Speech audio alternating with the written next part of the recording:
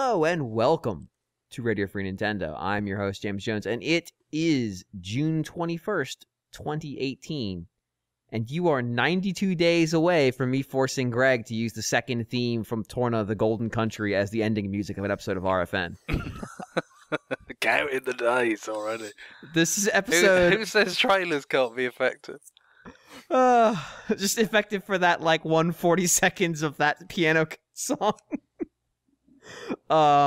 This is episode 577, and E3 is over. We're back in POG form. I'm joined today by Mr. Greg Lay. Oi, everyone. Mr. Guillaume Viet. E3 2019 hasn't even started yet, but I'm ready. I'm taking that as a commitment that you will be attending. Oh, no. And Mr. John Lindemann. It's great to be here, James. It's great to have you, John. Can no longer say that about Coach Trotz, but it is what it is. Yep. Who can resist the siren call of the Islanders? Yeah. Even in victory, John. Yeah, I know. Anyway, so as I said, E3 it was last week and had some time to let some things germinate. Lot of stuff over at NintendoWorldReport.com. A lot of content that the away team, myself included, pushed out to the site. Lots of video, all kinds of crazy stuff. And we're still working on it. We were pretty short-handed, so we got behind writing and video and all that stuff. So we're still have some stuff coming out. We've got some things and to look forward to, but pretty much done. My hope was to be done before we recorded this episode, so I could say I'm finally finished, but I'm not. Close, but not quite. So I'm actually going to talk a little bit about the stuff I saw at E3. So the last time I spoke to you, my audience, was after day one, and there wasn't actually it wasn't even after day one. It was during day one. I still had another appointment after the podcast recording. So we had a bunch of stuff that happened after that, obviously. So I want to kind of touch on some things that I didn't get to touch on. I only got to play Smash because of how the appointments worked out and the fact we were pretty short-handed. The times that I played it before I talked in the last episode. So I didn't play Smash again. And I'm going to get to that in a minute because I think it speaks to a larger issue that we encountered at E3 this year. But yeah, I think I ran off to play Valkyria Chronicles. And that was why I had to bail on the podcast, because we needed somebody who had played those games to sit there and play the Switch version of Valkyria Chronicles. And it turns out it's Valkyria Chronicles. It looks pretty good. Doesn't quite look as good as the PS4 version, but they only let us play the Switch version undocked. So that was a common feature. They would give you the undocked version of the game on Switch, and they would give you it on screen on PS4, to make it difficult to do an apples to apples comparison. But in a way save space, I'm sure, right? Oh yeah, right. But it also okay, this is the worst case scenario for Switch. I'm playing it as bad as it's going to be right now. So in a way, that's kind of helpful, because if you can only play it docked, then you'd be like, what's this like when it's undocked? Well, sometimes there have been games that have been poorly programmed maybe, and just they work less well on the TV for whatever reason. Yeah, there's been a handful, but those are obviously something stupid happened when they made this game and they messed something up. But Wolfenstein was only playable undocked. Like I said, Valkyria Chronicles, that Labyrinth game that Nisa has. There's a handful of others. It's no, you can really only play this undocked. Here's the PS4 version if you want to play it on a screen. But generally speaking, there were a lot of cool games that we got a chance to get our hands on. A lot of kind of a shocking number of ports. Not that I'm surprised with these games, because we knew about a lot of them, but just to actually run through the list while you're doing it and be like, oh, here's another one. Here's another one. Here's another one. Playing Fighters, Dragon Ball Fighters. We put up a video comparing it to the PS4 version. There's some differences, but it's pretty much spot on. And here I am playing, this AAA fighting game on Switch in the middle of E3 show floor, and there's no line because everybody played that game 6 months ago, so I can just get on there and play it. But there were a lot of games like Bandai Namco. This game is coming to Switch, PS4, Xbox One. And, here's this is a version of the game. It's probably not the one that's probably not the Switch version. Maybe it's a PC version or whatever. And you're just kind of going through and you're playing these things in your brain. You're going like, okay, this is for Switch, although I'm playing it on the PC. I haven't had that experience because my first E3 was in the Wii era. So like there wasn't like, oh, this is the Wii game. It's also on PS3. There's one instance of that I remember, and it's Rune Factory Tides of Destiny. And I asked the person demoing it if we were looking at the Wii version, and she looks at me with just the coldest look in her eyes and says, no, this is for PS3. To be fair, if you saw it, you'd understand why I was confused. But the games that really kind of like, I don't want to say shook me, but like grabbed my attention. Mega Man 11 is, so we have an interview with the producer and director of Mega Man 11. It should be up by the time this episode goes out. You should definitely go. It's video interview. There's also going to be a transcript. There's some good stuff in there. And one of the comments that came out of them was they basically, when being asked what they learned researching for the game, they said that they found that the Mega Man character was more important in the West than in Japan. And B, they found that fans of Mega Man felt like they needed to protect the character from Capcom. That's awesome. There's like weird nervous laughter in the interview. And you probably hear me nervous laughing. And the reason is that I'm having the realization that, oh yeah, I did. But it's really good. Like, so I played Mega Man Collection on the plane. I rolled that into Mega Man 11. I played Mega Man 11 5 or 6 times. And it's not like there wasn't a line to get on Mega Man 11. I used every like trick I had to get on Mega Man 11 kiosks. I had Matt Walker of Devil May Cry 5 fame get me into the back of the booth to play Mega Man 11. I used our Capcom interview time to play Mega Man 11. I used the Capcom booth tour to play Mega Man 11. I basically snuck in there one time to play Mega Man 11.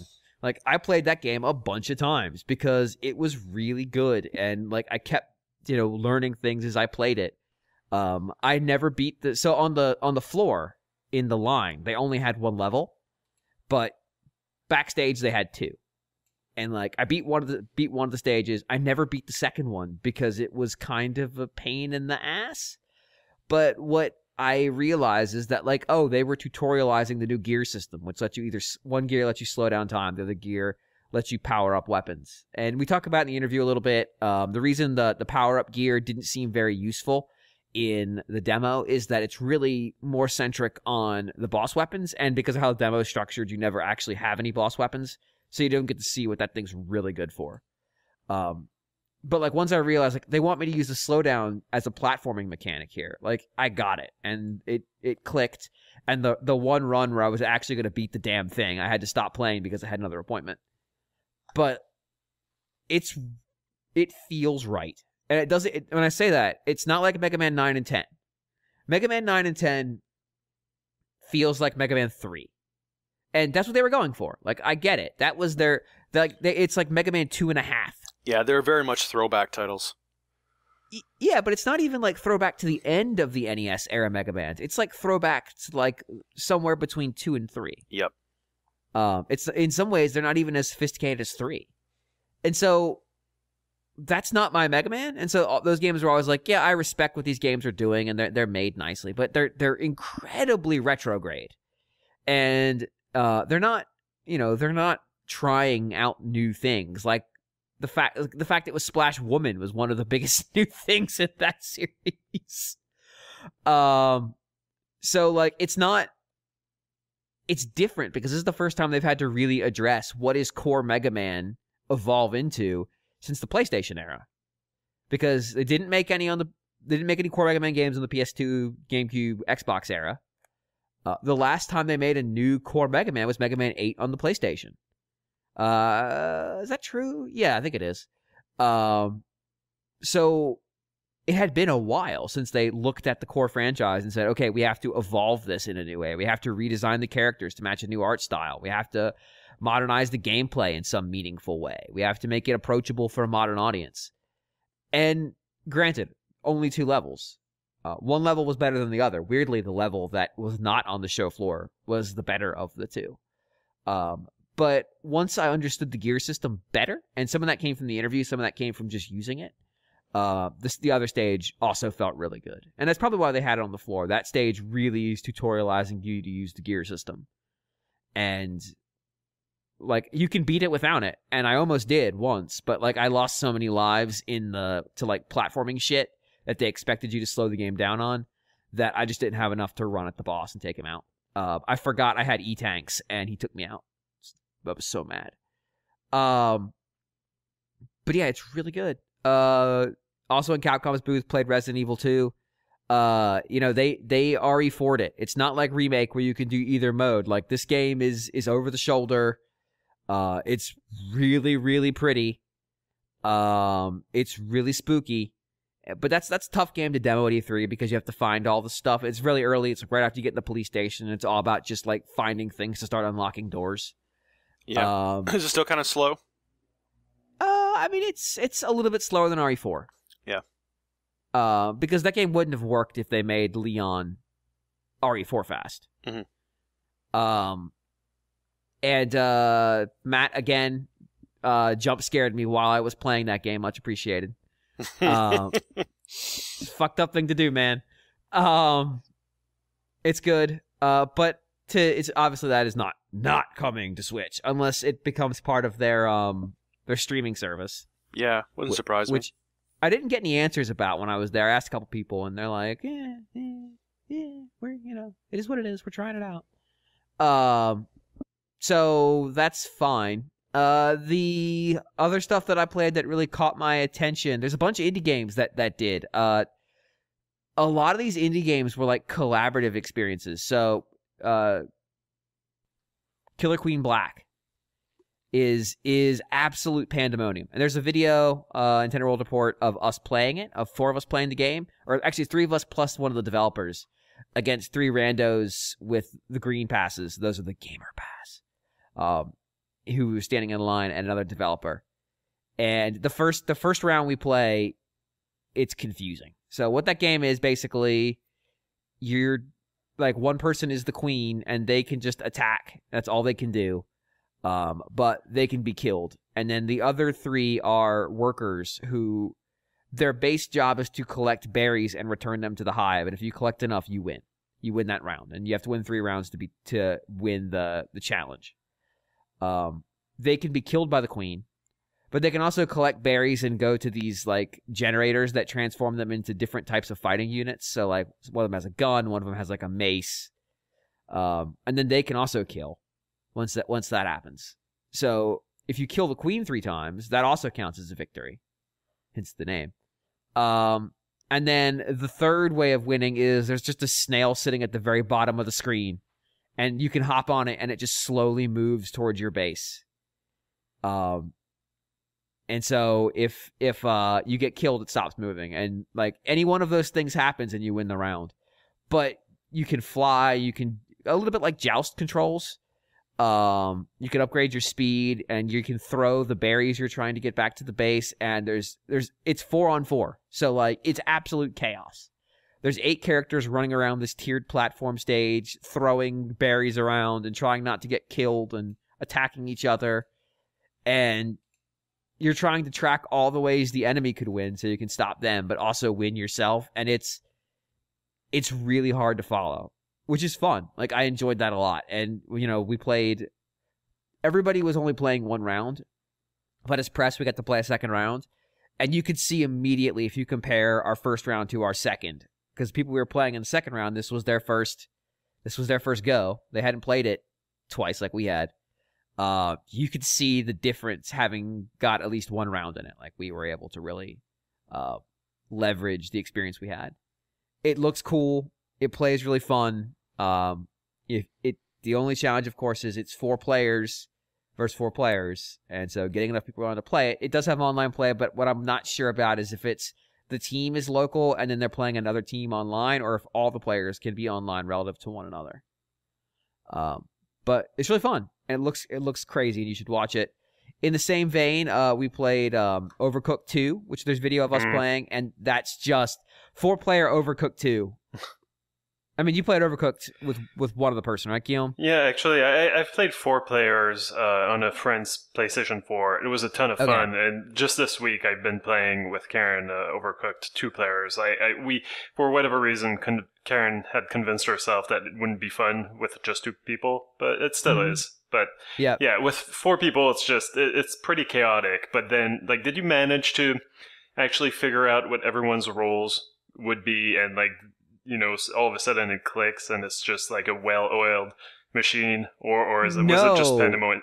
Okay. Because the game introduces a new mechanic in this one, which is that the kitchens change. That's always been the case. I mean, but you mean in time, like it's not always. Oh, okay, I see what you mean. Yeah, like in the middle of the round, the kitchen will change shape. Right, yeah, like there's one stage where you're in a dirigible and you're free-falling, and then you land in a sushi yes, place. And like what your job is changes. You're in a different kitchen now, making different stuff, and everything's position has changed. And also the kitchen is on fucking fire. And so, like, huge portions of the kitchen aren't accessible to you because you fell on one side of the firewall, and you can't get to the other one because there's a firewall.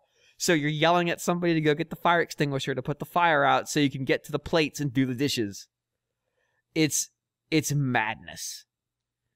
And it's not predictable either. Like, it felt like it happened semi at random. Like, oh, now it's time for the stage to change. I hope you guys were in control, because now you're not. Our first round of playing it, we completed 0 dishes. None. I think our second round we got 1, and I think I did everything. I think I did the whole dish myself. Towards the end, we were clearing stages, though. We were getting like 6, 8, somewhere in that neighborhood. And then there was a stage where basically there were 7 jobs that needed to be done, because it was like 2 distinct restaurants in one at the same time. And that was a complete failure. Like, we just got completely wiped out. It's a weird game to play with 4 people, because it's a lot of yelling, and like, we're sitting in Team 17's like private booth in the back area, so like everybody can hear us. We're not on the main show floor. They also had a game called Mugsters, which is video of TYP and I playing. It's also like a multiplayer like puzzle solving game. But it's way zoomed out. Basically, the lesson we had on there was don't throw the explosives because you can kill each other, which just led to us throwing the explosives. Basically, you're just trying to escape from an island. It looked pretty cool. I mentioned Valkyria Chronicles. It looks great. Smash. I talked about Smash. I didn't play Smash anymore since we talked, but like, you know, I caught some shit for saying like, hey, this feels like Smash 4 still. And, you know, talking to people who played it after I said that and took the feedback that we got from you people, it still feels like Smash 4. Like, yes, it's a little bit faster. Yes, there's some changes, but it's, I mean, Sakurai even said it in the interviews. Like, we could build on what we had, or we could start over and have a lot less characters. They built on top of Smash 4 to make this game. Like, this is an ultimate version, both literally and figuratively. And so, but that's not a bad thing. Like, I thought Smash 4 played great, so I'm perfectly happy with that. But that's the only game I played in Nintendo's booth except for Killer Queen Black, where I got let in explicitly to play it. Because, and this is kind of what I want to transition into, and, you know, there's any of the games I want to talk about, so this is probably the time to do it. So I know, John, last year it was a mess with the first public show. Yep. I know Microsoft's booth was like scary. That was jam-packed. People were telling me last week that like Microsoft's booth last year was actually legitimately frightening to be in. Like, it was like a mosh pit. Yeah, it was like wall-to-wall people, and literally every single booth had a line. Every single booth was closed. Yeah. So you would just walk through and you would be like, there's no point to me even being here. They might as well just close down this booth. They did. So, yeah. They moved into the formerly the Microsoft Theater. They were only there for 2 days though, because I think they had to get out because the BET Awards were there on like Friday night. But I never got in there. I just didn't have time to get over there because we only ran with a handful of people and we had a ton of appointments. But like all reports are that like it was handled pretty well. Mm-hmm. But Sony and Nintendo, who stuck it out, took a different tact. So historically, Nintendo would have 6, 7, 8 games in their booth, and you wouldn't have to wait in line to play anything. You'd have to wait in line to play some things. But there would always be something open somewhere. FIFA's always open. FIFA's always open. In the Nintendo booth. And they probably had about 6 or 7 games this time. But what they had was they had a line to get into the booth.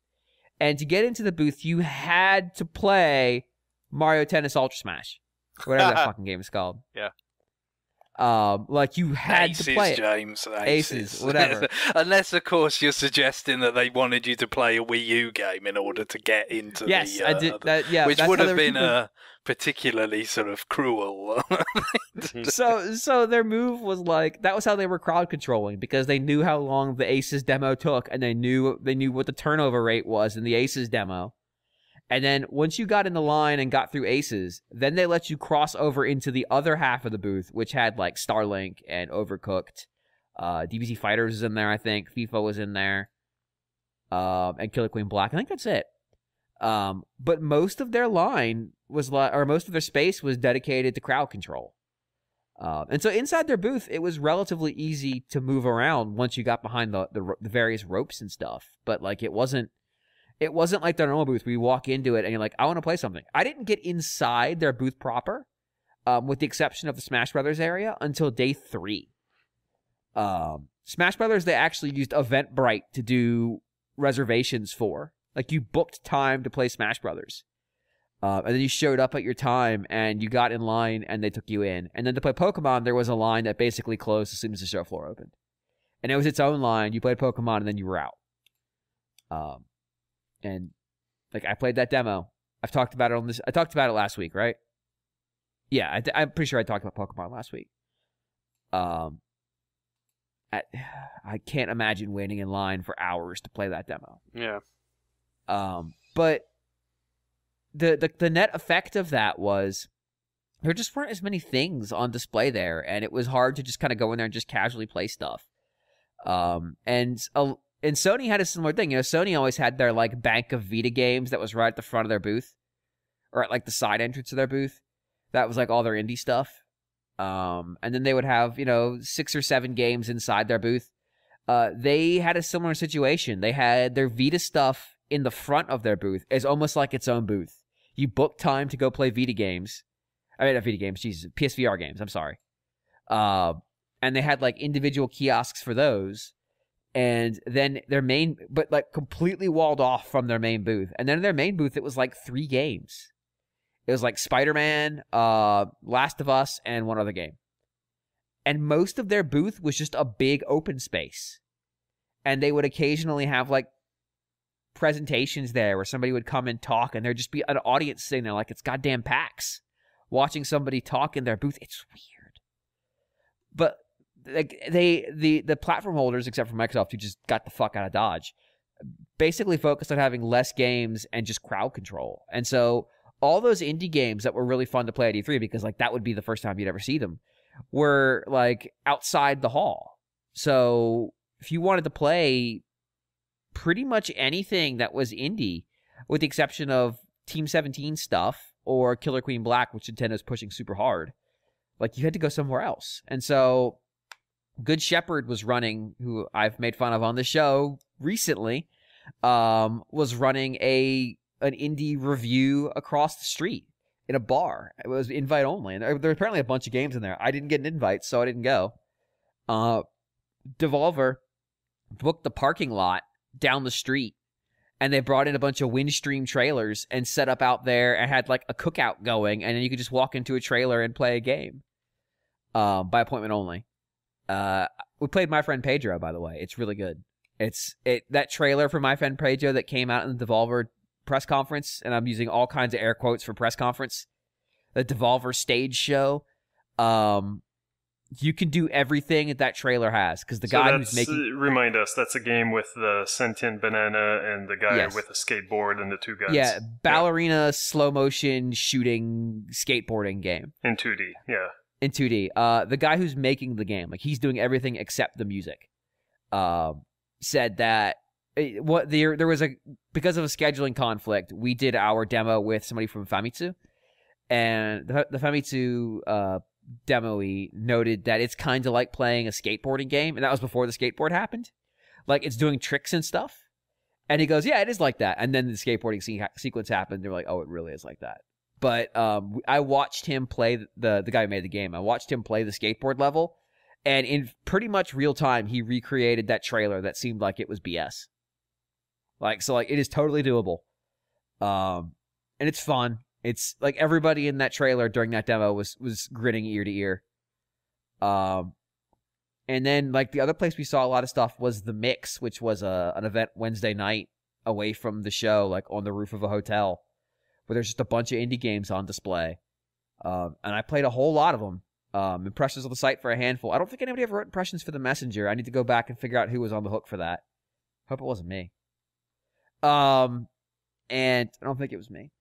But like, that was probably the most E3 the show got, because like you see people from publishers that you recognize walking around. You see Damon Baker and Kirk Scott from Nintendo walking around talking to people demoing games that aren't currently scheduled for Switch. You're like, oh, okay, well, I see what's happening right here. And you get to actually talk to people making games. Like, that was kind of a nice salve for what E3 had become, which is kind of like the PAX show floor. And like, there's a lot of cool games on the show floor at PAX, but you don't go to PAX to play them. You know what I mean? Like, you go to PAX to do all the other stuff. Yeah, there's kind of the community-oriented stuff. Right. There's like the classic games room where you can go play Vanilla Ice, Make My Video. Mm-hmm. Not that I would do that, but we did. I'm more of a crisscross make the video kind of guy, but I digress. Please. Chop and screw, John. Mm-hmm. But we there's all the like the panels and stuff that happen there. There's there's all the stuff you can rent. There's just like space to hang out. E3 doesn't have any of that. E3 only has the show floor. And so it feels weird to have the show floor not completely structured like a PAX show floor. Like, Nintendo's booth would never show up at PAX. It was way too intricate. But you can see how it's like a larger version of what they might produce for a PAX.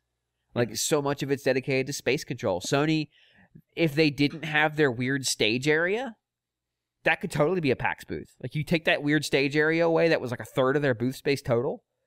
Like, totally. Like, it was a wall that you walk through, and then there was a cordon that kept you from like cutting in line, and then it was just kiosks. Nobody did the thing that they used to do at E3, where, like, all the booths would have like walls all the way around it with just like designated doors to come in. The booths were a lot more open with just like crowd control lines, like rope. Just to keep it more, I guess, to feel like the air was moving more in there. And just like constant lines. So I didn't wait in line for anything because I just couldn't. I didn't have time. But if I didn't have an appointment, I wasn't seeing it. Or if I didn't know somebody to get me in. So like, I played the Nisa stuff. So Nisa had all, no, not Nisa. Nisa, Axis. Oh. No, it was Nisa. Yeah, Nisa had all their stuff in Sega Atlas's booth. Because they didn't have a booth. And so in the Sega Atlas booth, which isn't that big, was Sega, Atlas, and Nisa. And like, I'm basically leveraging people I met from one appointment to let me into the booth to play stuff. Because you can just kind of walk in, but like to get me in front to play other stuff for other companies, it was weird. But like, it was... There is something about actually talking to people who know the game that really is what feels different about it. Like, I was able to talk to, in like the Nisa booth, it's people who work there because they only had a handful of games on display and they were crowded around there. It's like I'm talking to somebody who, I'm pretty sure she was in PR, but she's played this game a lot. And so there was value in those interactions. But a lot of times it's just like, okay, here's the hired hands showing off this game. You get 2 minutes on Smash Brothers, and then your time is up. And I hope you enjoyed your Smash Brothers time. You don't get to play it again during E3. And if I didn't have a backstage time with Nintendo, I would have only gotten to play Smash for 2 minutes. And if I paid to go to E3 to see Smash, I'd have been kind of pissed. Yeah. Because, like, that's it. That was my one time with it. Now, I played it correctly for fun, but, like, if I'd gotten stuck with the For Glory time, like, that would have been worse than not having 2 minutes. That'd have been like purgatory for 2 minutes. You're just trolling Fix Yoshi right now. Well, I mean, we can't all be so wrong all the time, but, I mean, he is, so it is what it is. But, like, it was... I don't know what that show wants to be anymore. And it's kind of frustrating because you're like, there is a ton of games I want to play here, and I would love to play them, but, like, you just can't. And you hear anecdotes about people like Hideo Kojima walking out of the Cyberpunk screening of it and, like, attracting a mob. And it's like, whoa. Are people going to keep coming? Like, just walk? Like, are you going to be able to see the CEO of Nintendo just walking the floor anymore? Because, like, I did this year, but I bet next year I don't. If I go, which right now. Are you going to see Reggie walking up to the Sony booth and playing a game that ended up with Johnny being on the take for that game? Probably not. Yeah, is Johnny going to be able to heckle the president of Nintendo of America anymore? No, probably not. So, you know, on the bright side, though, that means we will be able to talk about Axiom Verge in the future. But, you know, we're going to miss our opportunity to get on the take, and that's really all that matters. Like, we're really all here just to enrich ourselves. Yes, definitely. We will take, like, Bad North. Bad North was the best game I played at E3 if you're willing to send me a check.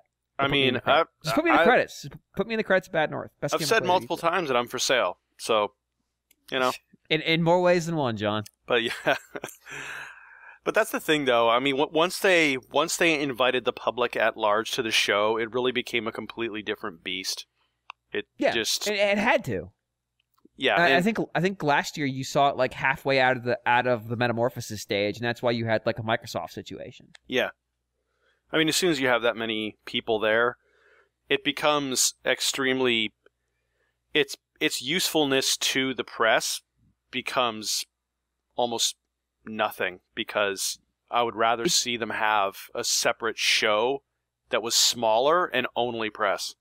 So they did have press and industry hours the first 2 days. It was 2 hours. And then the third day, it was just, there wasn't any of that shit.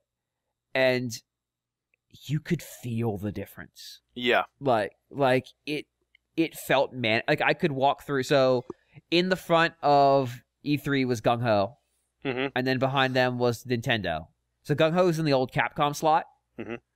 You know, Capcom used to be in front of Nintendo, and they would block it with fucking like Ono would be on the motorcycle from Dead Rising and like just causing all kinds of nonsense. And they had their Ninjala game, which I'll talk about, I guess, at some point. But like I could walk to Nintendo's booth and be fine. Now the lines had already started to form because holy shit, Pokemon. But like once the show floor opened, nuh-uh. It was a different beast. Yeah, it was over. Yeah, what's weird is like what you might see, and we saw this a little bit. Like Konami wasn't on the show floor. They had booked an entire hallway of meeting space upstairs. What you might see is the show migrate upstairs, and there are a lot of like I played a lot of stuff just off the floor, like in space away from the floor. You might see that where there's almost two shows going on simultaneously. Mm-hmm. But they weren't like checking badges to go up the escalator, which if you've been to the LACC, to get to the second floor, there's an escalator right in the main lobby of West Hall. West Hall? Whichever one Nintendo's in. And historically, they had somebody at the bottom of the escalator checking your badge to make sure you had a badge that allowed you to go up there. This year, it was just like, fucking come up here, I don't care. And then if you were up there, you couldn't get into anything. And so, like, there were reports of people walking into, like, the private meeting space, seeing if they could play a game in there. It's like, no, this isn't for you. This is press only, please. It was a weird show, and it's not to say I didn't have fun or that I didn't get to play stuff I wanted to play. I did, but I played way more because my badge was white with a yellow stripe than if I had a green badge. Like way more. I played stuff that people wouldn't even know was there if they just had paid for the gamer pass. I only had one bad incident where it was like somebody got upset that I got moved to the front of the line. But like, so people seem to understand that it's that like, hey, they're doing their job, which I appreciate because we've run into situations at PAX before where people didn't seem to get it. Yeah. Like hey, I'm here doing work. So people were understanding of that, which I thank God, because that could have been really unpleasant and just not happy for anybody. But I don't envy the people running the kiosks at all, because like you have to manage that. Like, so hey, James from Radio Free Nintendo's back. He wants to play more of SNK collection because he's some kind of fucking SNK nerd. And so it's like, oh, hey, you're back. Hey. And so she's kind of like, let me get him off in about, the guy was on, let me get off in about 2 minutes. Why don't you play something else and then we'll get you on there. It's like, well, yeah, but this is a person who is a customer for this game. Like right now, this is the chance to sell this person on buying this collection of really rude arcade games from SNK. And I mean rude in the sense that like Athena is fucked. I think there's video of me playing Athena. It's fucked, that game. Yeah, it's a weird game. If you get a chance, you should watch the video because it's just like me playing it, and then the woman who was doing PR for that just going like, oh, that's unfortunate, as bad things happen to me constantly. But I was like, well, we have to get them off so he can play it and he can write about it, or he can do his video for it. It's like that balance must be incredibly delicate, because if you just walked up, so that they sold a limited number of tickets ahead of time, but you could just walk up and buy a gamer's pass at the start of the show for $1,000. Like, how do you tell someone who paid $1,000, no, you can't play this game, or I need you to get off this game you've been waiting in line to play? Yep. It's pretty crazy. Is there anything else I want to talk about that I played? Messenger's really good. Played that. Played Bad North. Wrote about that. It's good. Like I said, there's a ton of video at Nintendo World Report's NWR TV YouTube. A lot of the videos associated with articles at Nintendo World Report, but not all of it, because we have some stuff we haven't written yet. There, like I said, there's a Capcom interview that should be out by the time this comes out, but if it's not, it'll be pretty soon. TYP stood next to Talk Fuji while Talk Fuji talked to us about Gal Metal. He poked him in the chest with the butt of a guitar, and then tweeted about nipple, it. Actually, in the nipple, it wasn't just in the chest, in the nipple. Yeah. He took the guitar from the woman who was demoing the game dressed as a punk rocker. He just took it out of her hands right before the interview and stood there with it and then poked him. He gave a pretty solid overview of the game, though. Like, we had a lot of questions about, like, why is the game like this? Because it seems weirdly obtuse. But, you know, besides his exuberance, which is part of the charm, except for TYP, who was clearly, you know, it was awkward. It was an awkward interview. You know, he explained a lot of the things that seem really odd about that game. Why it's built the way it is, why it's not like a rhythm limit, why it's like actually just freeform drumming, how the game's scored, why the music they picked is classical music and not like actual metal music. The game's about metal. His explanation is, if this music is 400 years old, it must be good. No, that's not. He gives more detail on that, but you're like, oh yeah, like that. He's kind of charming in his weirdness, and you kind of go along with it, and then you'll walk away afterwards, and go like, wait, that was a weird answer. Why did I accept that? You can watch him play his game, which he's really good at, and hams it up for the camera. There's a lot of video of things like Ninjala, which Don loved. I was really cold on when I played it the first time. We then met with the producers. Unfortunately, that interview isn't allowed to go live. It was more like background information. And I got the game a little bit better. That game still needs work. If you thought it looks like Splatoon, yeah, they know what they're doing. It needs a lock on, and they said not having it's on purpose, but it needs a lock on because that camera is out of control. And Galaxy that comes out really soon. It's not the original Galaxy. It's a different one. I'm not gonna talk about it much. I'm just gonna say wait for the reviews. That's all I'm gonna say. Well, I did listen to some other podcasts where they said it's basically the. Actually, I was half listening, but yeah, they kind of echoed the wait for reviews thing. Yeah, I never got to play Galaxy, but like all the things about it that made it seem super exciting to me, I didn't observe when I was seeing this game. So yeah, wait for the reviews on that one. But yeah, like I still got to play a ton of games. You know, the concerns to the show floor, I know it could sound like weirdly elitist, like all these fucking green badges, get them out of here. Mm-hmm. That's not my intention. I understand why they had to do that. I understand why the public wants to be there. I think they just need to find some way that makes it so we can do our jobs, and so the people who paid to actually attend the show aren't spending their entire day standing in line to play one bad Pokemon demo. Yeah. Because that's what they were doing. Like they were on day one when the show floor opened, super late for the public. Because I think it opened at 10 for us. Which means it opened at noon for them. Mm-hmm. And the show floor was closing at 7. Oh my god, it was closing at 7. Yeah.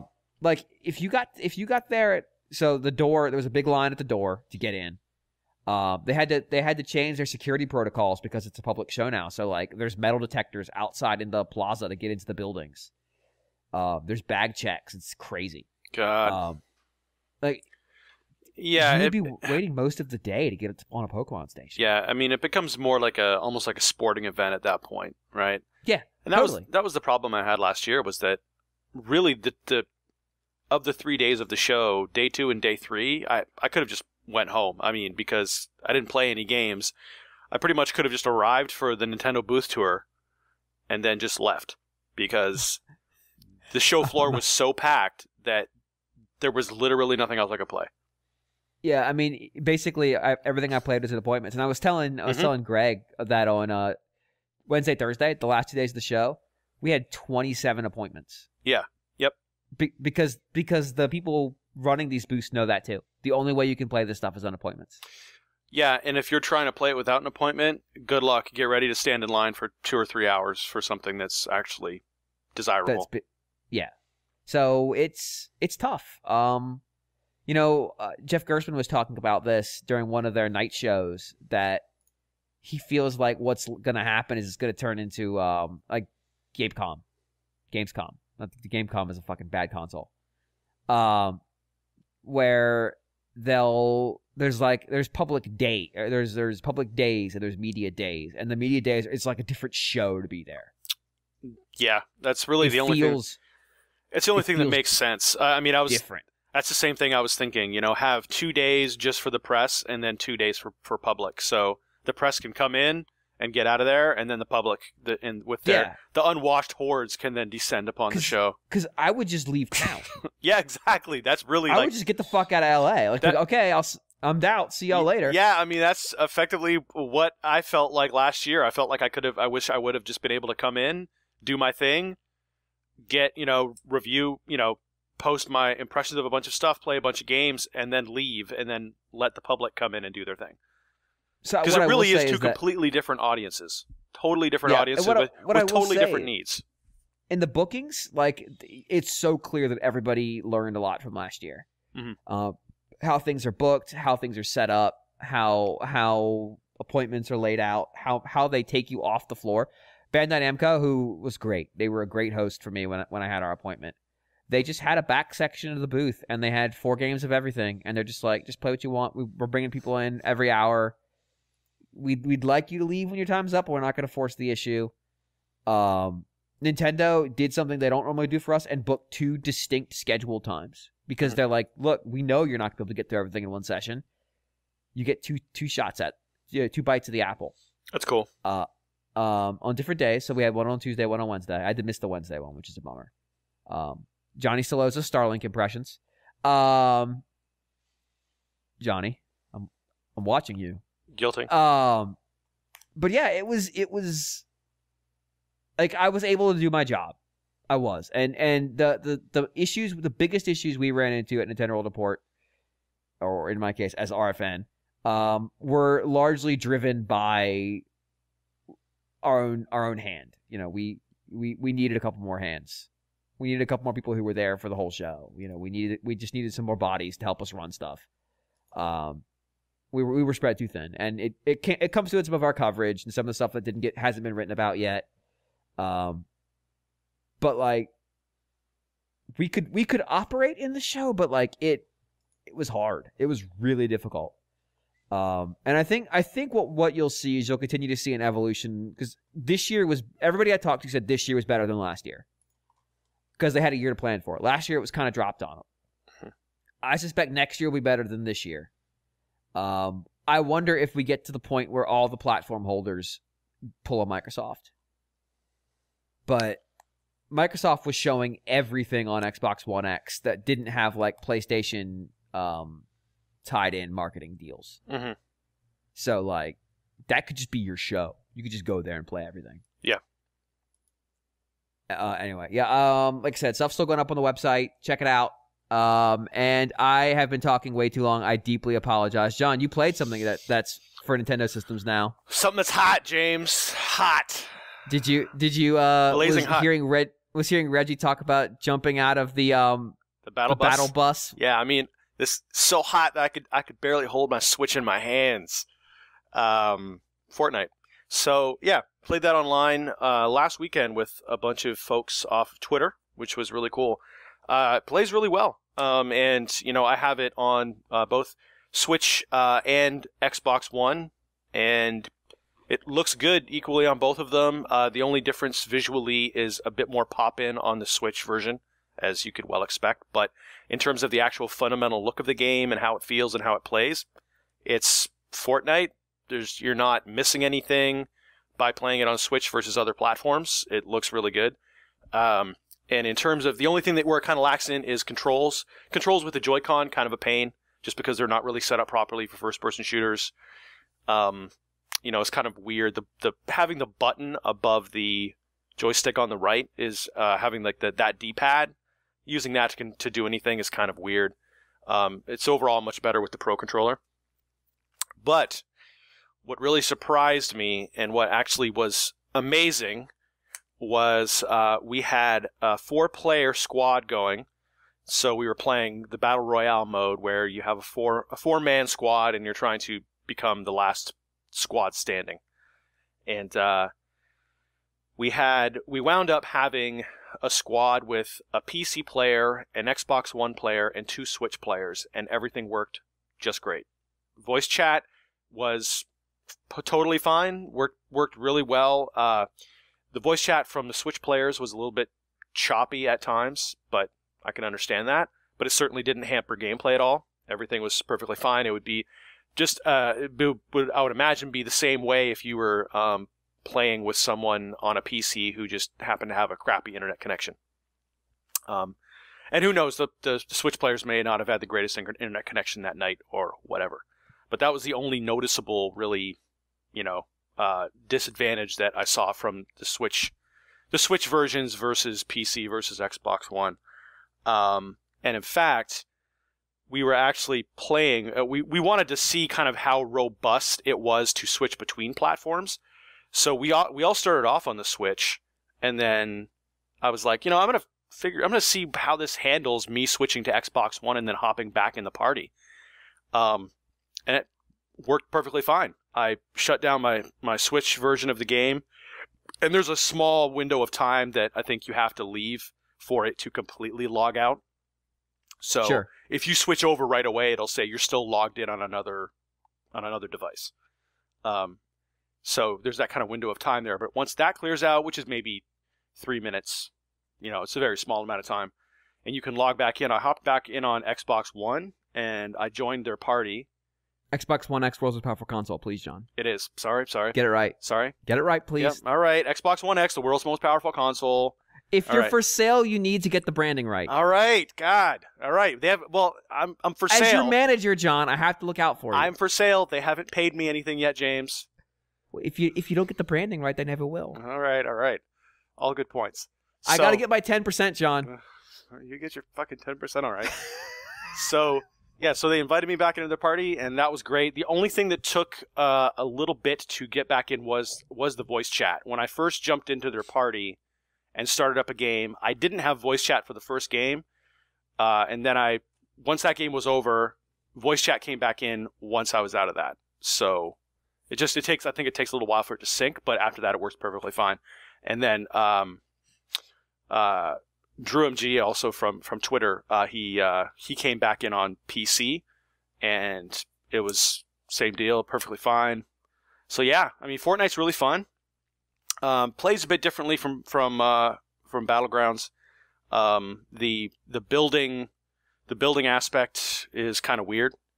You know, it's you drop out of the battle bus. That stuff is exactly like Battlegrounds, to the point where when I first played it, I thought it was like, okay, this is a fairly shameless ripoff of Battlegrounds. But it's a little bit more arcadey.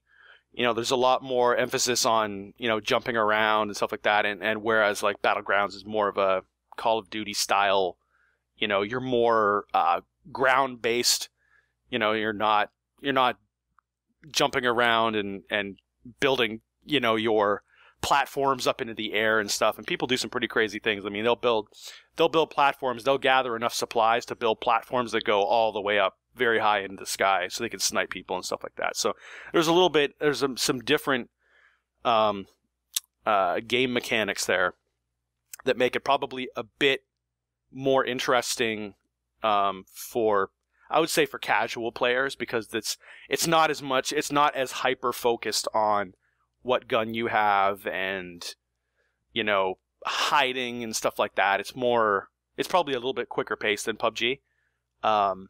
But still a lot of fun.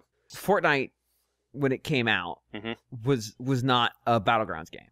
No. A Battle Royale. Nope. It was a survival game. Yep. I know the Battle Royale stuff has basically been spun off into like its own standalone game. Is that all we get here on the Switch one? Nope. What you get both. So so when you come into the game, it asks you which one you want to go into. So there's the original mode. I don't know what it's called. I don't care about it, so I haven't played it, so I bypass it every time. Nobody cares about it. Fortnite was languishing until Battle Royale happened. That's what I find so funny about this game, is the fact that it was a complete flop. Isn't the other mode that no one is playing the only one that actually has a tutorial? Probably. Yeah. I mean, because that's when it's all about building. It's like teaching you how to resource collect and build. Yeah. Right. Because that's what you do. You run around and you chop down, houses and stuff like that, and you gather 3 types of resources. I think it's like metal, stone, and wood, and you can create different platforms based out of those. So, and you can lay a platform. You can lay one flat. You can set one up like a wall. You can set up a ramp.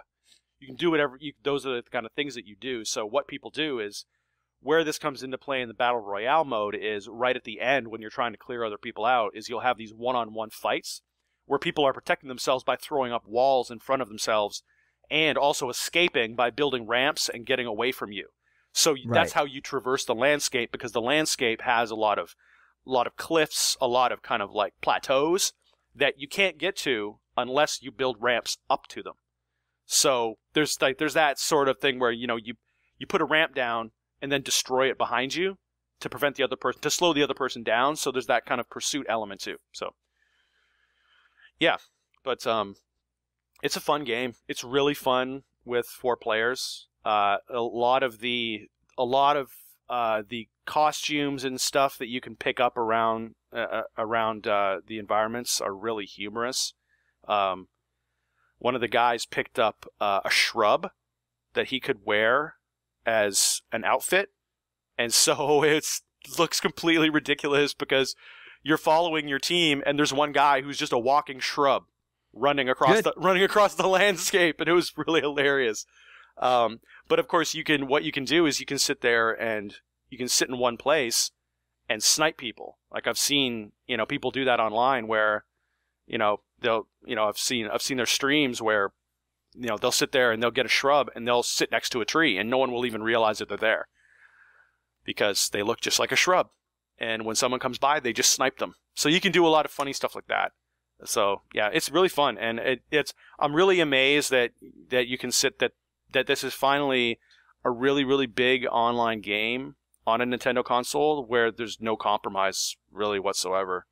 The only real problem that I had with it was that you use the headphone jack on the Switch, and of course that requires you to have a cord long enough on your headphone from your Switch dock to where you're sitting, and mine is really, really short. So that's why I eventually switched over to Xbox One, just because I have a wireless headset for it, and it was just easier. I bet somebody makes some kind of dumbass adapter for that thing at some point. Yeah, I saw there's a Kickstarter for some sort of Bluetooth dongle so that you can connect the Bluetooth dongle to the wireless headset. Anyway, it's a big thing. Yep. So that's exactly it. If you do want to play in TV mode, then you are at the mercy of the length of your headset's cable.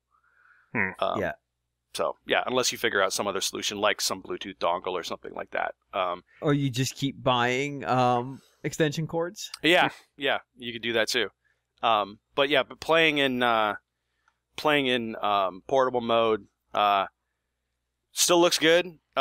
Things get a little bit small. The UI is a little bit small, as you would expect, because there's a lot of elements on the UI, because they have like a full blown store, and there's all kinds of stats and all kinds of stuff like that. It's a full blown version of the game, just like any other first person shooter nowadays online, with all kinds of stats to go through and all sorts of things to configure and whatever, and you can go through and change your character's costumes and skins and this, that, and the other. And it's a little bit hard to snipe people far away. Definitely in portable mode, they get a little bit tiny, but it's still fun. I mean, that kind of stuff. I mean, people complain about that kind of stuff, but really, that stuff really comes into play only if you're a hyper competitive player and you're really, really trying to, like if you're just like a casual player just having some fun, that stuff really isn't a problem. So yeah, I mean, this game, I think this is the building stuff. Obviously wasn't made for a battle royale game. It was the whole game was adapted into battle royale. In a fit of marketing genius. But they've also really played up the silliness. Like if you go look at the original Fortnite stuff, it's not super serious, but like it doesn't have the guy in like the disco ball sunglasses dancing while holding a palm-sized pinata. Like it's not full-on bonkers nonsense. Yeah. And, like, they've really leaned into it. They have. It's bonkers nonsense, because you'll see people that have bought costumes and you're just like, what the hell is that? Because they're running by and they're dressed up as a purple T-Rex, and they'll be like running by you, and it's just like, what the hell? There's some really funny stuff in that game, and all the dance emotes and stuff. I mean, I've heard stories about, kids on the playground, they all know that one Fortnite dance, the default one that you start off with. Yeah. All like the 10, 12-year-old kids, they all know that. Somebody was telling me that they coach like a ball team of kids that age, and they all know that dance, and they do that dance at every single ball game. So nice.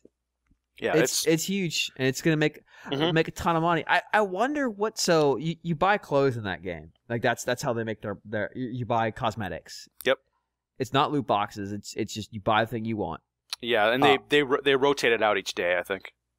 Yeah. What I'm curious about is, so normally how the platform holders would make their money is they get a cut. How is, I guess they're still getting a cut even though you could buy them on any platform you want.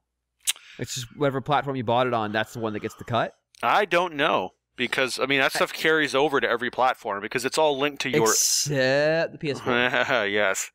Yeah, it's all linked to your Epic account. So you sign into your Epic account almost like you would for Overwatch or something from Blizzard, right?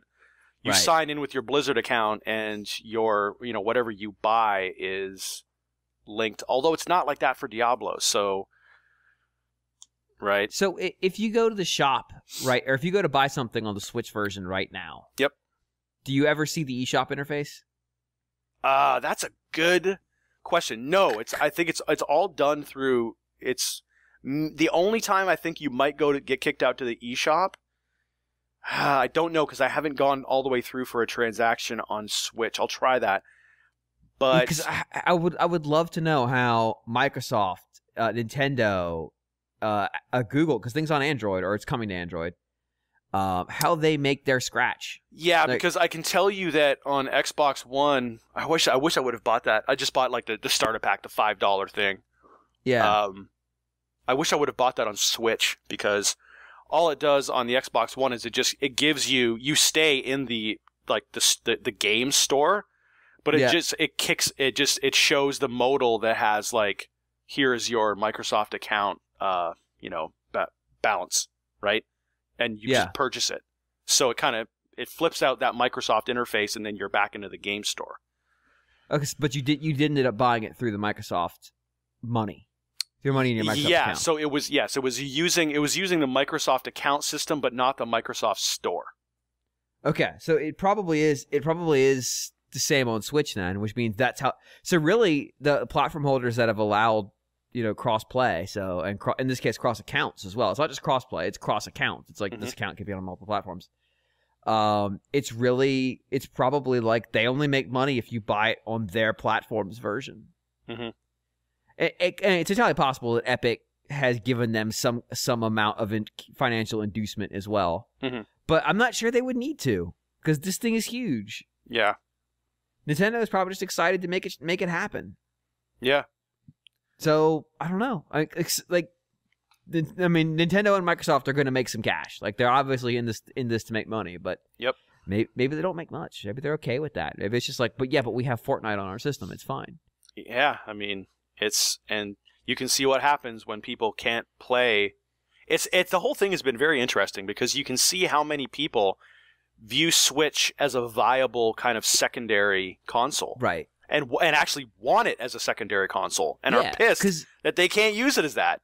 Because this isn't new. If you had signed in your Fortnite account to your PS4, you then could not do it on Xbox One. That wasn't a change. Mm-hmm. That had been that way for a while. People just didn't realize it because they didn't do that. Why would you? It's probably hooked up to the same TV. Yeah, and John, you and I are the freaks who own both consoles. That's not normal. Well, yeah, and that's exactly what I was going to say, is that those consoles, that's kind of an either-or thing. Like, either you have an Xbox One or you have a PS4.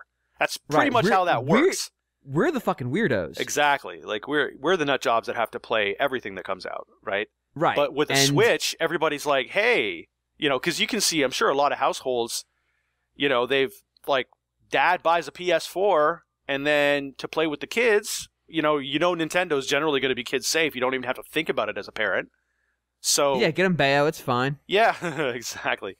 Yeah, like, you would just buy a Switch and just have a Switch, and maybe the kid carries it around and whatever, Yeah, but that's the thing. It's really shown, like, how popular the Switch is as a secondary console. People want it to be able to play Fortnite on the go. And when I'm surprised that it hadn't blown up in mobile yet. I bet when it goes full on mobile, it would have blown up there too. Yeah, it's already out there on mobile. Is it? Okay. Yeah, it's huge. It's huge.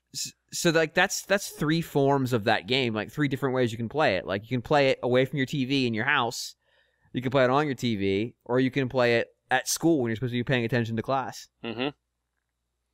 Oh, and so yeah, I think Sony is going to regret their move here. So Fortnite is already on iOS, and it made, in its first 90 days, it already made $100 million on mobile. God. So dang. yes, James, it's on mobile. Yes, and there must be some economic inducement for the platform holder then, because Apple ain't letting them get on there if they're not making money. Yeah, for sure. The what did they call that update for Minecraft? The, like, something bricks or whatever. Better Together, I thought, wasn't it? Well, so there's like a new engine for the game. Oh, I see. That came out today. Yeah, the Better Together was sort of part of that. Like, that rolled out today. Yeah. And there's Nintendo tweeting a video showing an Xbox One controller in it. Yeah, and I mean, you can log in to Minecraft on your Switch using your Microsoft account, and you can unlock Xbox Live achievements. Yeah. So, like, yeah. That so weird. So weird. Rocket League. Finally, like, my Clad Princess 7. I can't remember the name of my account. Cloud Princess 7 or something like that. Yeah. Finally, I can get some So Get some hot Chivos. Yes. Nice. Hot Chivos. Everybody loves hot Chivos. All right, we need to move on. So we're gonna take a break, and then when we come back, we're gonna do a couple more rounds of some new business, and then we'll see how we're doing for some listener mail. So stay tuned.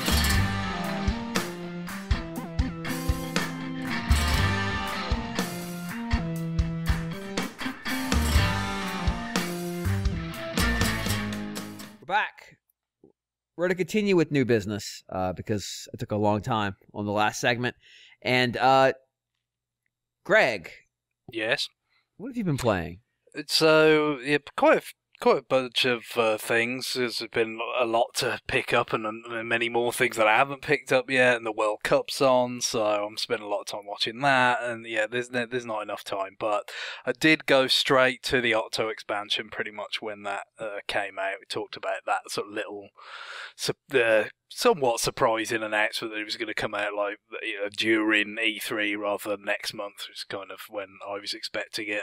But I've talked about Splatoon single player before in terms of I like it quite a lot, but I didn't necessarily feel like they've kind of really tapped its potential all the way, with the single player modes that they've done in the original and the sequel, because it's just not the focus of those games, and there's kind of a tutorial-ish aspect to them, I guess, and they go beyond that, certainly, and there's some cool boss fights and whatnot, but and I think there's some uses of concepts that you never really get explored in a multiplayer context to the same degree, but with the Octo Expansion, it was a cool way to see them actually dig a bit deeper on some of this kind of stuff, and get a single player focus. Even though, look, I've poured many hours into the multiplayer, I like it plenty, but it is nice to see the single player kind of get some attention again. And with these, it's a whole bunch of shorter, in general, challenges. There's some that are more like kind of a stage from the regular kind of campaign mode that you would have seen before, but most of them are pretty quick. There's 80 of them, not surprisingly, given the name and everything, and all the kind of 80s references that are packed into the names of the stages. Although weirdly, it's like, okay, yeah, 80s, 80, Octo, I'm with you. And then they start slipping in some 90s ones, like quite late 90s ones.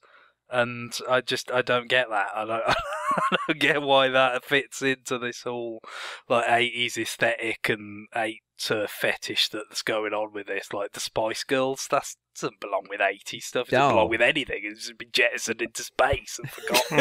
But it's dizzying the amount of reference that you'll see if you could. And I probably don't even get all of them. But every kind of film, music, stuff from 80s and 90s is in there somewhere. But it's straightforward picking the stages in this case. You just sort of are locking them along these little map that's like an underground map or a subway, because that's where it's set, far beneath the surface world, and you just kind of picking them from there. You have to pay an entry fee with this kind of currency, but it's not a really big deal because you can just go into debt. Like you're in contact with Marina and Pearl on the surface, and I think it's Pearl that just said, "Oh yeah, I'll just borrow some money from my dad. It's fine." And then I'm not really sure there's no real, it's like you're kind of encouraged to pay it back as you successfully complete stages and have the money yourself to kind of do it. But I don't think it has, I generally sort of got back into the black pretty quickly. I'm not sure if there would be any consequence. I can't imagine it would be. I think it's just kind of part of the story and kind of the world building stuff that's going on there, which there's some cute touches and some funny writing down there, but it all fits in and kind of fleshes out the Splatoon kind of mythos pretty well without being too obtrusive. But in terms of the actual challenges, it's an eclectic mix of stuff. It almost, at times, it kind of reminded me more of something like Boom Blocks than Splatoon. Sometimes literally, in terms of like there's some kind of physics-based puzzle, or something like that. But more just the fact that it's this kind of scattershot approach of like, here's just 80 quick levels. We'll just have a bunch of different styles. Like some keep coming back, like using an 8-ball from the pool table, shooting those around and making sure they don't fall or this kind of thing. Or like shooting targets while riding an ink rail or whatever. So there's some that kind of are a theme that keep repeating, but there's others that just kind of come out of the blue. Some duds, not surprisingly, kind of, I guess they really did feel like they had to make up to 80 because that was like absolutely cast iron. It could not fail to fall short of 80 in Octo Expansion. 79, and it's called Octo Expansion. Yeah, so there's a few that's just like, they're basically like almost like a tutorial for the rank battle modes, like Rainmaker Tower Control. Like, just sort of do a bit of that against some AI Octarians. It's really weird because so much of it is actually quite tricky. Pretty challenging stuff, and it feels like this is for people who have played a lot of Splatoon, probably the single player and the multiplayer, and let's put them to the test. Let's do some things they haven't seen before and actually set it at a reasonable challenge level. And then you get these things that are almost like kind of, do you know what tower control is? It doesn't fit very well in that mix, and it's not terribly interesting on its own merits anyway. But the vast majority of the stuff I enjoyed. Like I said, it's kind of tricky in some cases, but ultimately, if you try a couple of times and you pay up some of this currency, which, like I said, you just get loaned anyway. You could skip a particular level if you're finding it too annoying. And just the main thing is, I would say, just you're usually going to have a number of different levels to try. And see if you can kind of advance towards picking up these 4 essential sort of stops along the subway system to sort of get to the end of the story and actually take the Octoling above the ground, and then you can use it in the multiplayer modes.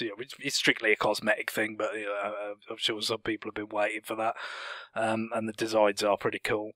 But the single player stuff is pretty satisfying in that way, that using some creative ideas and kind of pushing it to places that is just kind of nice to see them in different contexts, whether it's like levels that use the inkjet like extensively, which is a special weapon. It's something you use briefly in the regular mode. It's like here you're going to be using it the entire time, and you're doing it to solve puzzles and fight a bunch of enemies and stuff. It taking things that are all within the existing kind of core of the game, but putting them in situations that you haven't seen before. And I really did enjoy it. It definitely kind of a bit more to the point than the regular Splatoon one player in most cases. There's a lot less of like, okay, here's a level and there's some hidden things in it, which, I mean, I like that, and they do some very clever stuff with hiding some things in the Splatoon single-player levels, but it can also bog things down a bit in terms of, okay, I'm going to start inking like every little bit and, checking all, like, whether I can slip through a grate and find a different place. This offers a different kind of pace, where it's just the challenges are much more upfront, and you just go for it, and you bang on it for a little while. If you're having trouble, you could either skip it, or you could just do a bunch of other ones for a while until you can kind of come back. Another thing I would recommend is there's a number of missions which are kind of, you have 3 different choices of weapons, and one will be recommended, but you can pass it with one of the other 2. And sometimes the recommended one might not be the easiest one. Say for instance, if it's one where you have to do some like precision shooting or something to achieve a particular objective, sometimes the particular weapon that they recommend, you might actually find it easier to use a different one that's even more precise. Now, you won't get as much currency and reward, but again, if you just kind of want to pass that one to open up other levels, that's kind of a halfway house between skipping it outright, although you can always come back to levels you'd skipped and just play them through properly afterwards. But that way of just like, maybe if they try a different option on the weapons, and then you might see that, actually, this is a little bit easier now, and I could get the enjoyment of playing the level and get through it without kind of banging your head against the wall as much as you might have done if you kind of stuck with the recommended one. And then other times it's more a case of the optional weapons are ones that are actually harder and offer bigger rewards, but like might be way less precise weapons in such a mission and all that kind of thing. So it's a lot of options and sort of experiences contained within it. It definitely has a sort of refreshing sense of variety, and it's just nice to see them do more things with this very elegant kind of game design that you have in Splatoon in a single player context. I still think there's a lot more that they could do if they really wanted to focus on that in a future game or whatever, sort of more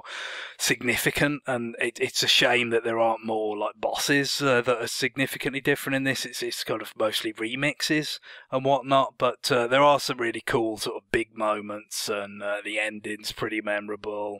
And I'm just glad to be able to enjoy a bit more Splatoon 2 single player, even as they've announced they're going to keep adding more content to the multiplayer for longer than I think wasn't it going to stop roundabout? I think this is around the time it would have stopped in the original. I don't know if they it was. I think it was like going to be like content updates for a year, Splatfest for 2 years, and of course, we're a month away from that year elapsed. But then they sort of committed to doing it through the end of this calendar year. So there's plenty of mileage in this game yet. But I'm glad they gave this a shot in the arm, and well worth the money for me in terms of how much I enjoyed it. I've done all 80 of the missions now. There's still one last thing that I've got to do on it, but I was pretty pleased with it. Cool. Guillaume. Yeah, I've been playing, what is the full name? Pac-Man Championship Edition 2. The second. Plus 2P. 2 plus 2 player. No. Anyway, I'm not sure anymore. Anyway, the second Pac-Man edition. Yeah, and I just got this recently, and so I have a little bit of history with this game. The first Pac-Man Championship Edition only came out on XBLA originally. It later came out on several, as a PSP Mini. It never came to the PlayStation 3, which is the system that I owned. But since then, it came out in various compilations, or I think it was in the DS or 3DS Galaga and Pac-Man kind of... It was, yeah. Alongside the original Pac-Man and that motion control Pac-Man platformer thing. Yeah, it was a very early 3DS game, I think. And anyway, it never came to a Nintendo system in a format that made sense, the way that the XBLA game did. You always had to purchase a bigger system or not the bigger system, but you had to purchase some sort of collection or something, and so it was part of a different game or something. Yeah, but then the Pac-Man Championship Edition DX came out on the PSN, and I just fell in love with that, and it was very similar to that game. The same kind of, if you've never played it, which is very possible, the Championship Edition Pac-Man games are just bonkers in terms of presentation. It is Pac-Man. It is the gameplay. You go through mazes, you eat dots, you are being chased by ghosts, and eventually you chase the ghosts. But it's got this kind of neon presentation. It's got, kind of this dance music or something going on, electronic music, and it's just it assaults your senses. It's kind of funny because I gave the controller to Karen, and she was just every time that something would happen, like the game has HD rumble on the Switch, and she was just like giggling sometimes, and I'm just like, what's so funny? And she was like, is this a game or is this a rave? Yeah, like it's a good way to put it. So yeah, like very, very kind of in your face presentation, and the game is Pac-Man, but it is so much faster, and it keeps getting faster as you rack up points. So anyway, I fell in love with the game, the DX version on PSN, and I held off buying the sequel, because first, the trailers looked weird.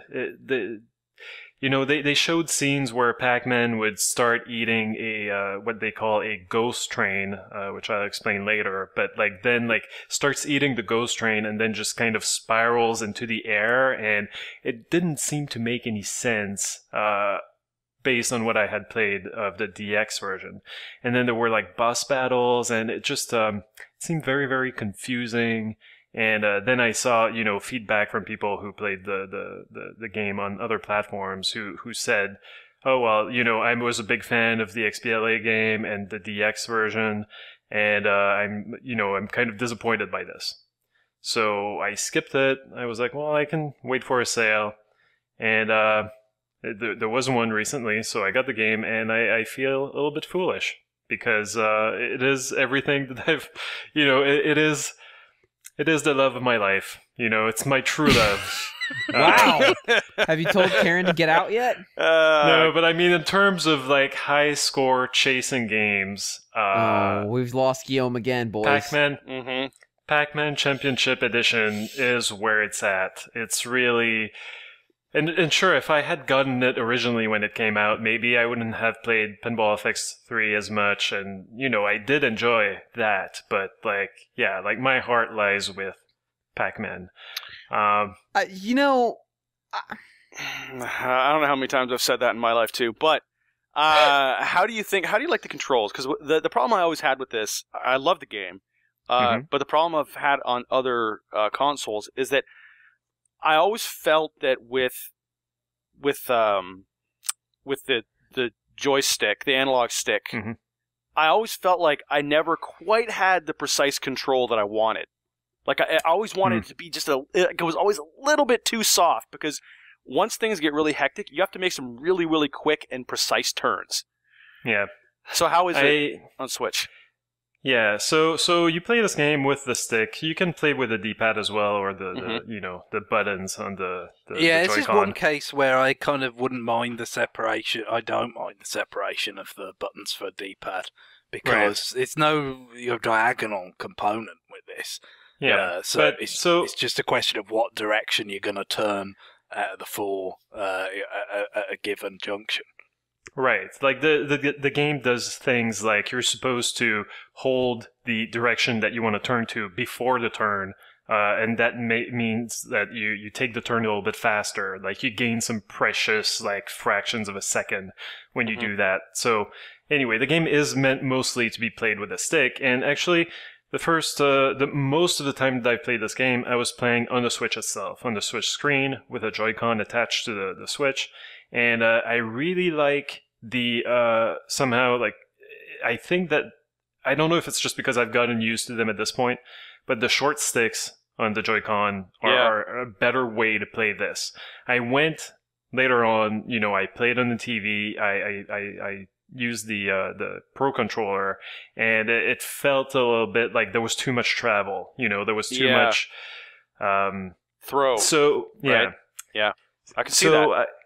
So I really enjoy playing with the Joy-Con. There is an options menu, and you can, and you should, I think, set the dead zone. You should set a dead zone for the controls.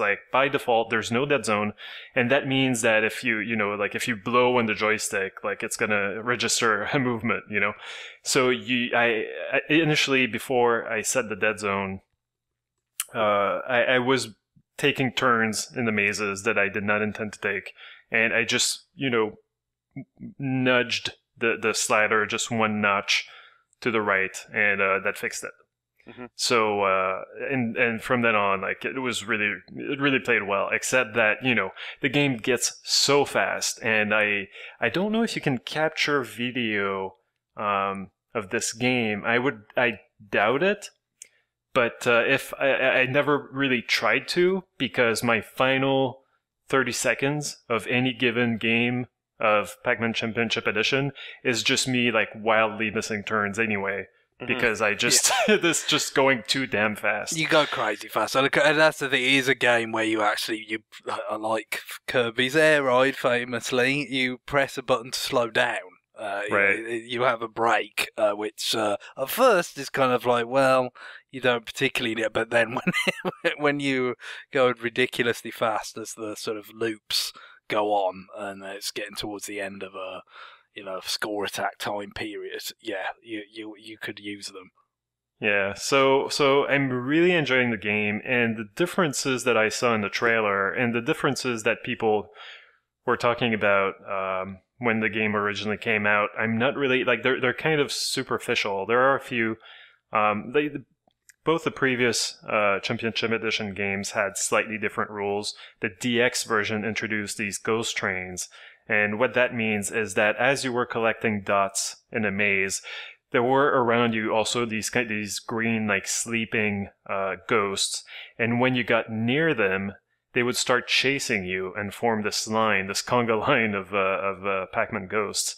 And once you got a power pellet, then you could just gobble up like a whole line of ghosts. So you're doing lines in Pac-Man Championship Edition too. Yeah, sure. Yeah. And so this remains in Pac-Man in the second game, in 2. But where in DX sometimes, like if you were about to hit a ghost, the game would slow down to let you kind of recover and take a different direction, or just turn around.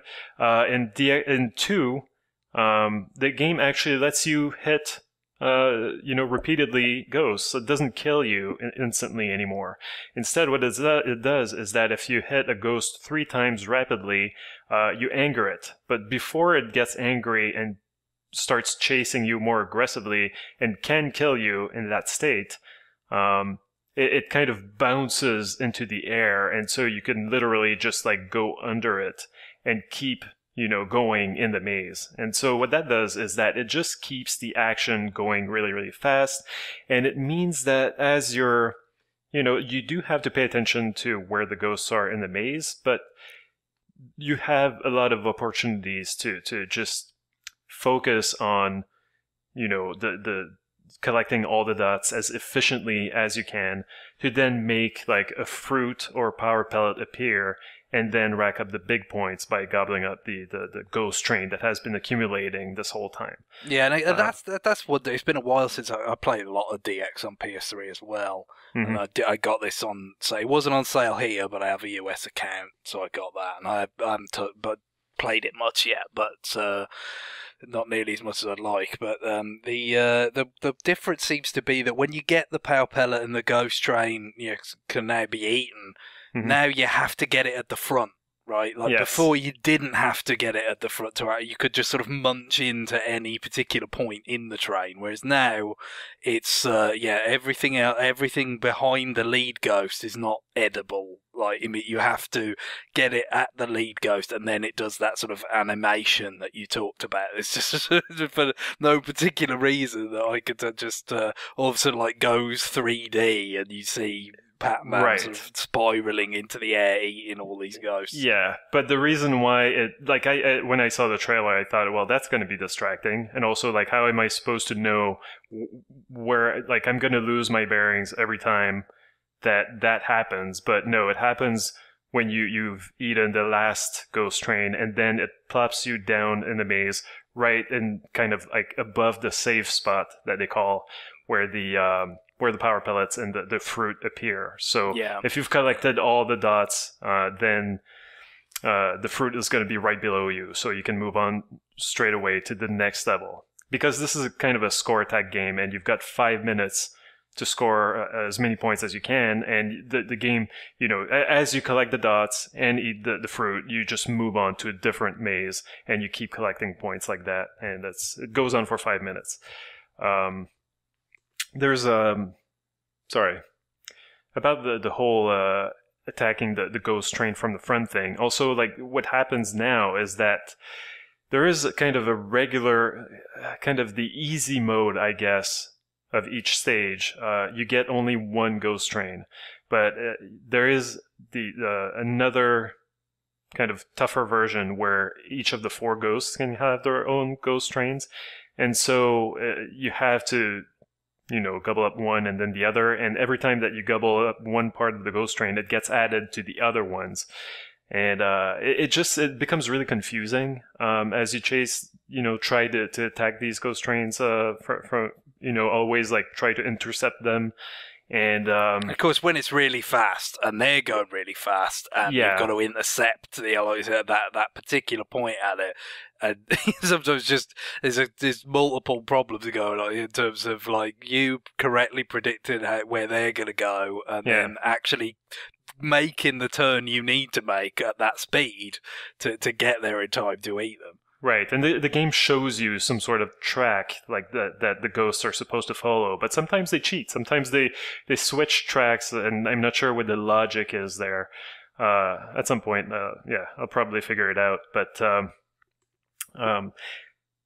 what I was trying to get at is that the challenge mostly when you're trying to go for a high score is effectively just intercepting the ghost trains. And because when you're trying to do that, as long as you're not eating the ghosts, like, you're not making points, and so you want to do that as fast as possible. You are every moment you're not taking them out, you're wasting time, and that's valuable time. So you're essentially dropping points. Yeah, and it's a little bit different in that way from the previous games, because in the previous games, what the games does is that when you go look at the leaderboards, you can check the top scores, and the top scores have video of the entire play.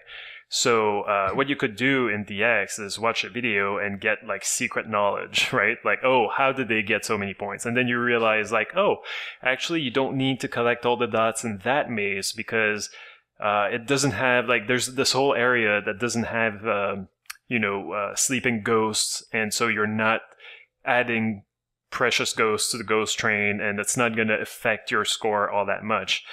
But in this game, you can also check the videos, and I did that, and any kind of secret knowledge that I might have gotten, was not really useful, because mostly what the trick seems to be is to just immediately intercept ghost train after ghost train after ghost train, and and just watching the videos, you can't tell if they're actually manipulating the ghost trains in any way, or if they just got lucky. Or do they know the pattern that well that they just predict it?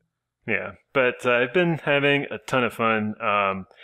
I used to be on top of my friend's leaderboard, but I see you, MJ Dog 96, who did contact me on Twitter. Are we just calling out people on Twitter in this episode? Yeah. MJ Dog. Yeah, a listener. I see you, XX Sonic XX. I'm gonna fucking kill you tonight. Yep.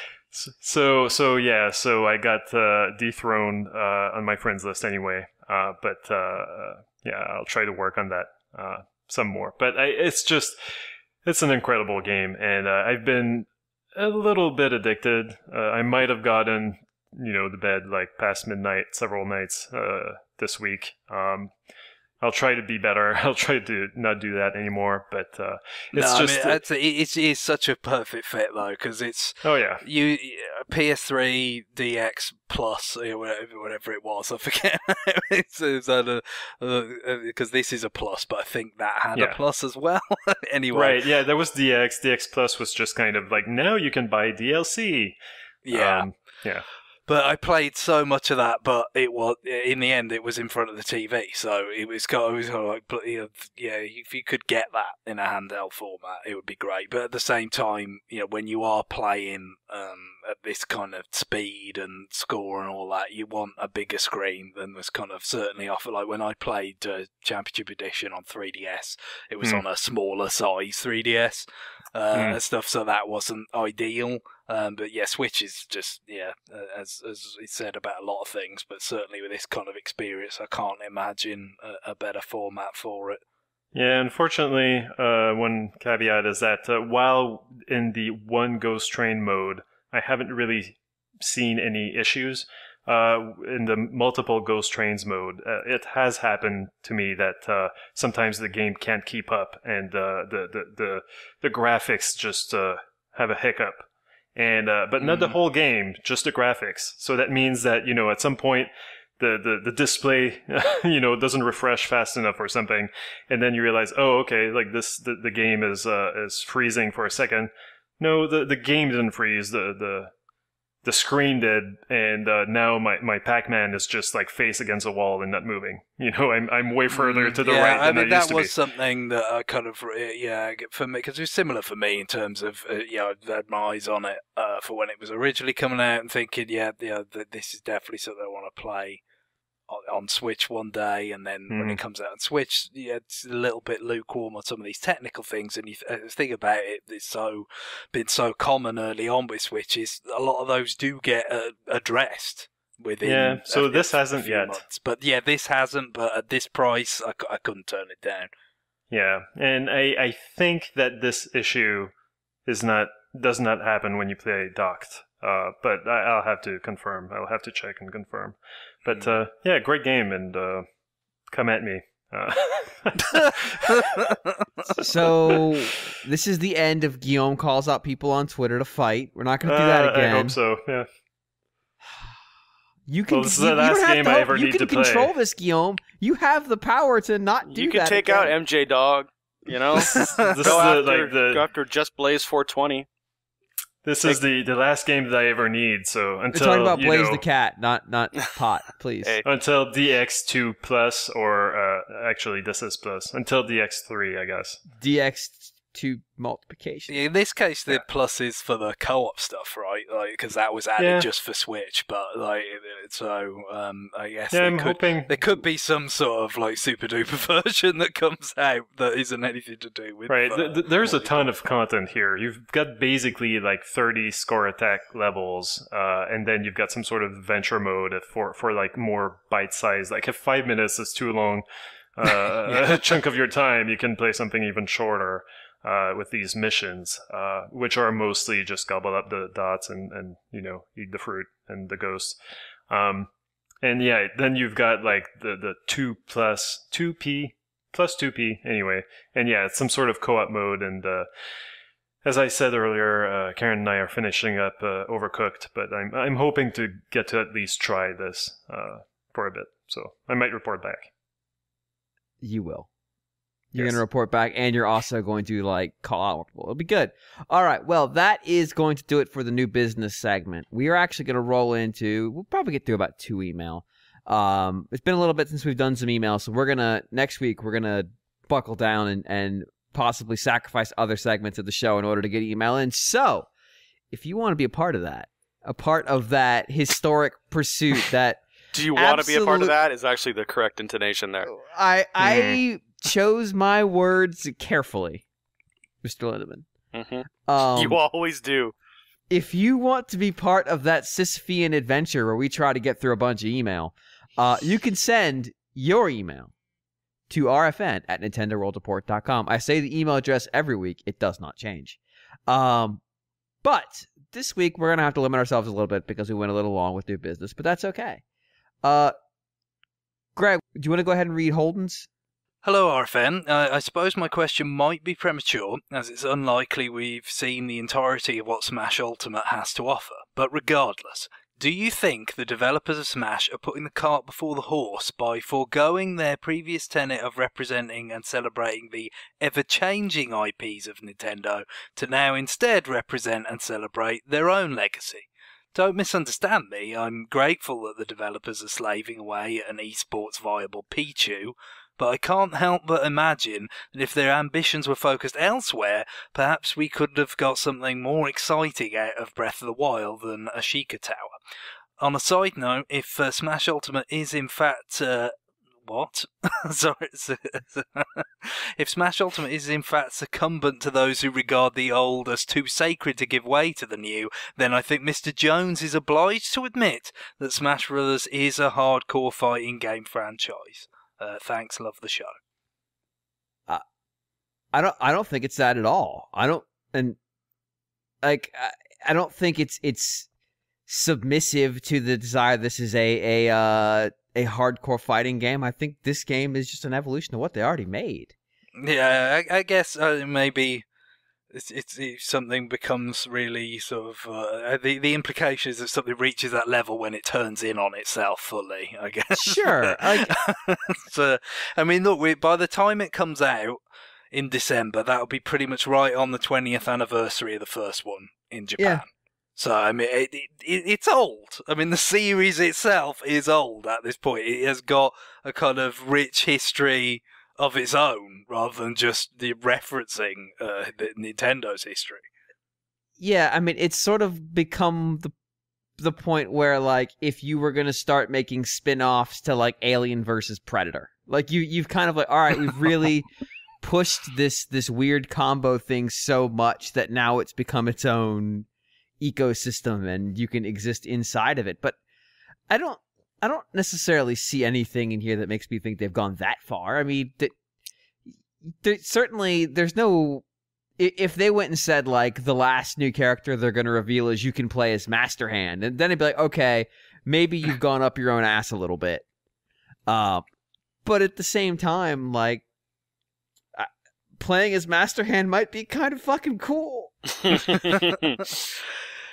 No, I mean, I know what you mean. I mean, the Pichu's a good example because it really does, it kind of dates Melee in terms of, like, the Pichu is not like a sort of lasting kind of cherished part of the Pokemon franchise or anything. It was just you could say the same about Great Ninja and yeah, exactly. But that's the point, isn't it? Is that, what you don't necessarily have at this point anyway is something that's the sort of current equivalent. The way that we saw Mewtwo give way to Lucario, for instance. Right. So it's but when you have everything in, and this was something that Sakurai said during the famously quite extensive portion of the Direct, is don't expect too many additions to the roster because it's enormous already. Right. By having everybody that's ever been in it back, and of course the couple of additions that we do know about already. So yeah, I mean, I do get that point to some extent, that having everything when there's been so much stuff over the near 20-year history of this franchise, it might be something that kind of limits it. But at the same time, there probably is a certain amount of like diminishing returns as well to more stuff at this point in some ways. I mean, because the roster is already so big, and the most important thing that's happened with Nintendo in the past so many years to kind of talk about, or to reference, I should say, is Splatoon, which right. They're doing. So, I mean, in that sense, you could, you could have a starter Pokemon from Sun and Moon, and they may still do that. I mean, it's not like we've seen everything by any means. We said this last time, I mean, there's still 6 months to go or whatever. Like, yeah, there's a lot of hype train track to travel. Well, and do we, I will give my answer first. I believe there will be DLC characters for this game. And at this point, like, Nintendo's pretty much gone all in on DLC. Like, the second game they showed in their presentation this year was a DLC package. Yeah. Last year, it was largely the same. It's the Zelda DLC package. They have DLC for everything. Yeah, I don't see why not. Octo Expansion came out in the middle of E3 while they were showing it, and right after their trailer just said summer a day earlier. Yeah, I know. They updated it like the next day. It's so weird. No, what were you saying, John? No, I was just going to say, like, I have no idea why there wouldn't be DLC for this game. I would expect the only reason I would think would be they'd spin down, but, like, imagine they add, like, 3 more characters? Like, I mean, I would think maybe I would expect from this, just because the roster is already so large, I would expect something probably like some tie-in DLC, like maybe like a Monster Hunter or something like that, like something with Capcom, like they've done in the you past, kind of feel like that's the that's the thing, because Holder's talking about the Nintendo part of the history and or the most current stuff like Breath of the Wild references, all that kind of stuff. But for me, the most sort of value added kind of that you can bring to Smash at this point, if you are going to make additions to the roster, is stuff from outside. Still those sort. I mean, especially with Snake coming back, I'm still carrying the torch for a Belmont getting in there or something from Castlevania, Alucard. That would be cool. That kind of thing. Or if they can't get that, Ghosts of Goblins, like that kind of thing. There's still a lot of like really kind of franchises that are steeped in video game history that are associated with Nintendo platforms that they haven't done crossover wise, and certainly that's some of where it went last time with the DLC when you got to like Ryu, for instance. Mm-hmm. Yeah, I mean, what would be really cool, I think, would be if we get, I'm guessing maybe 2 more, because they're going to want to do one pretty close to when it's coming out, in terms of new characters announced in the game. But the fact that they went and curated a delineation for these what do they call them? Echo characters? Yes. Yeah. Leads me to believe we might get a few more of those, because some of the obvious quote Echo characters aren't. So like Wolf's not an Echo character. I thought he was. I don't think he was. I thought he had his own number. Maybe that's interesting.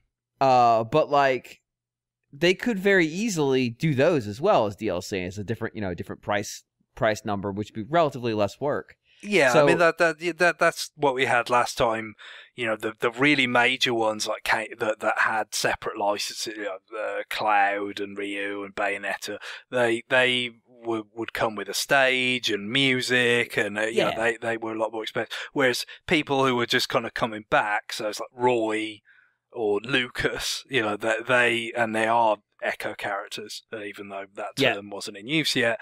They were cheaper. Yeah, I mean, they could very easily even go so far as to say, like, this is an Echo character that's not balanced any differently. It is a cross-promotion for the new Pokemon game. It plays just like blank. There it is. And we're not, like, we are not going to charge for it. Here it is. Or we are going to charge an incredibly small amount of money just so we can include it in the direct and go, like, and coming to Smash this week, here is so-and-so, the fully evolved form of the grass starter, replacing whatever, and just throw it out there and be done with it. This goes back to what we talked about years ago, where I'd predicted they could use Smash as a cross promotion. And I just don't think that the Wii U was the right platform. Yeah, I mean, that. Yeah, exactly. I mean, they did some, like with Fates, Corrin, for Fire Emblem and stuff. So, but yeah, I mean, you might think the possibilities would be richer on Switch, but I guess the question is, how much does bringing characters like Pichu and Wolf and some of these ones that have fallen by the wayside down the years up to sort of grade with all the other ones, and take away from the kind of content that Holden is looking for in terms of new kind of celebrations of recent Nintendo stuff?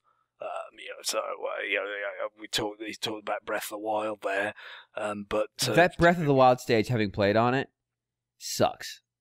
Like everybody who played on it was like, yeah, it just seems really boring. It is incredibly boring. Mm-hmm. And that collapsing didn't really seem to hurt you. It just kind of happens.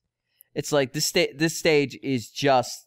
It's just a bit of a token dynamic element, yeah. With something happens, but it's not all that. Out of that entire game, that's what they came up with, which it just really feels like they didn't have any good ideas, and they were told, like, well, no, you got to Breath of the Wild stage in, and it's here it is. Yeah, well, actually, you could think about Odyssey as well.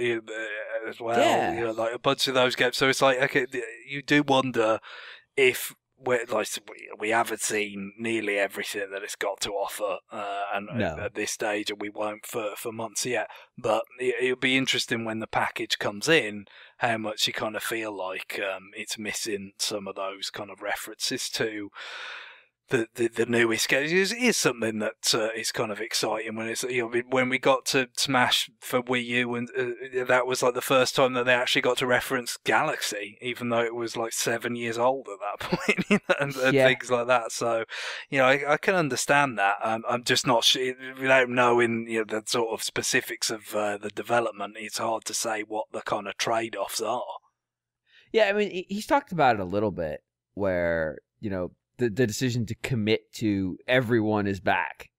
Like once they made that call, of course, like that meant Pichu had to be in. That meant you had to do the work for Wolf or whatever. So there's a certain amount of encumbered by the sins of the past. And and I fully picked those two knowing exactly what I am saying. But it's it almost became the gimmick for this game, and I don't like using that word, but it's the right word for this conversation. The marketing material for Smash Brothers Ultimate is just that. It is Smash Brothers Ultimate. It's everything. It's everything Smash Brothers has ever been. So for them, so if they backed off, if they backed off even a little bit, if they said like it's everything ever except Pichu, who the fuck wants to play as Pichu? Like. It's just enough that you couldn't use the word ultimate. Like you've tweaked out your message just enough that that's where you have to go. And so when he said the choice was basically like either we blow it all up and start from scratch with, like you said, I think the number he uses like a third as many characters. Yeah. Or we go all in and say like, no, this is the ultimate. This is the everything. This is alpha and omega of Smash Brothers. Then I'm kind of interested that they decided that was the dichotomy, that there wasn't some middle ground. But I sort of get it, because they'd have to do something pretty dramatic to, it's not going to be like a situation, N64 to GameCube, GameCube to Wii, Wii to Wii U, where the game's going to look dramatically better. Yeah, and the other thing I said, I mean, just that decision, that trade-off between like a more fundamentally different game or a sort of a very similar one, but that has all this stuff in it in terms of characters. It does suggest also that that is going to say that some of those kind of economies could apply to stages and that kind of thing that Holden's looking for. So right. I mean, what we've seen so far in terms of the Breath of the Wild stage is not necessarily hugely encouraging, but the Splatoon stuff looks good. The Splatoon stage is a lot of fun. Yeah, so I mean, I don't know whether we want to say the fact that that it's got all these huge 60-odd characters and all that is going to strangle everything else about the game. It might not, because of the fact that it is fundamentally pretty close to the Smash games for Wii U and 3DS.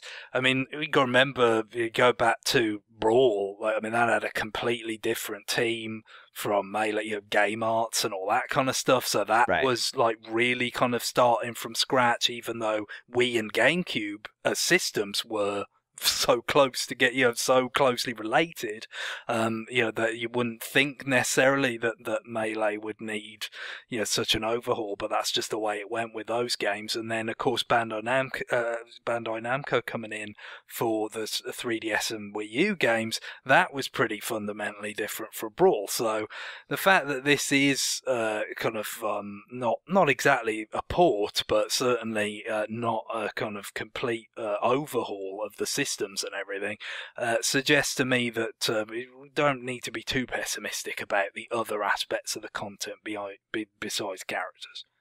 Yeah, I mean, it's I don't know that I'd go so far as to call it like a third strike, but it's a Street Fighter 3-2. I can't remember what they called that one. Like it's it's Second Impact. Like it's a step. It's a step from what that game was, and they've made a ton of refinements. And they've changed some stuff, but like they started with the base, and I think in this case that's probably fine in large part because not that many people played Smash Brothers for Wii U. Yeah, I mean, 3DS was obviously, you put them together, and that's a big chunk of sales. But that 3DS game ultimately is going to become very different.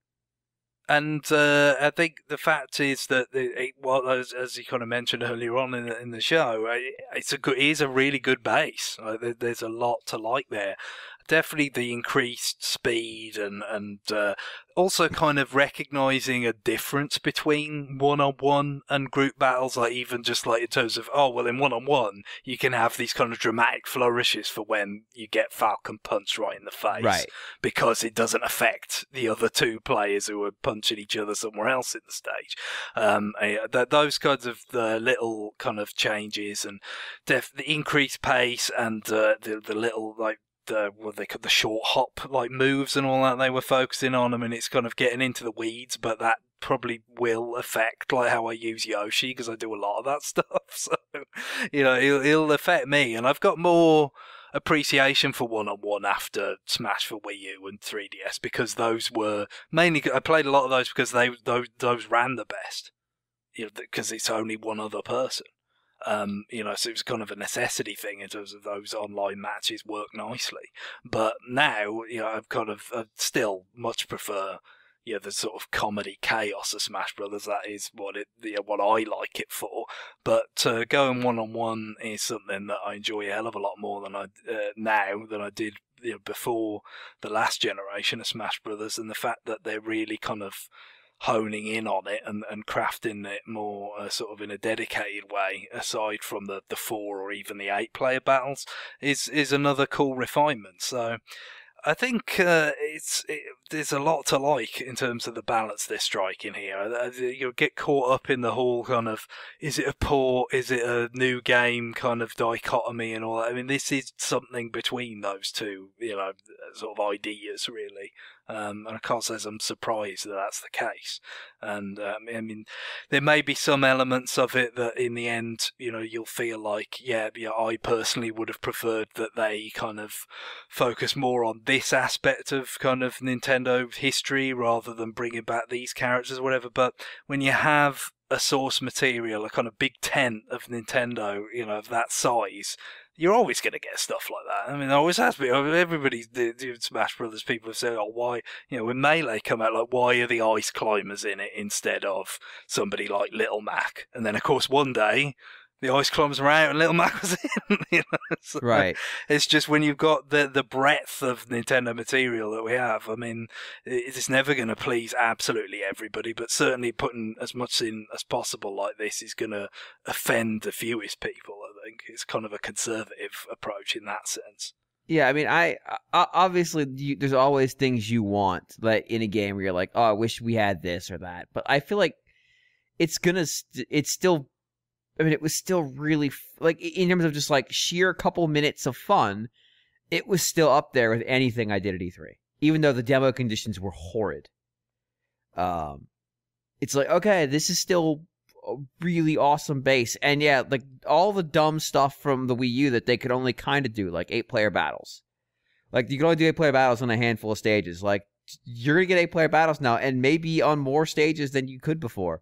Like, they showed it on that Breath of the Wild stage, the kind of stage where they would have never allowed an 8-player battle in the Wii U game. Because that was pretty much limited to the big ones.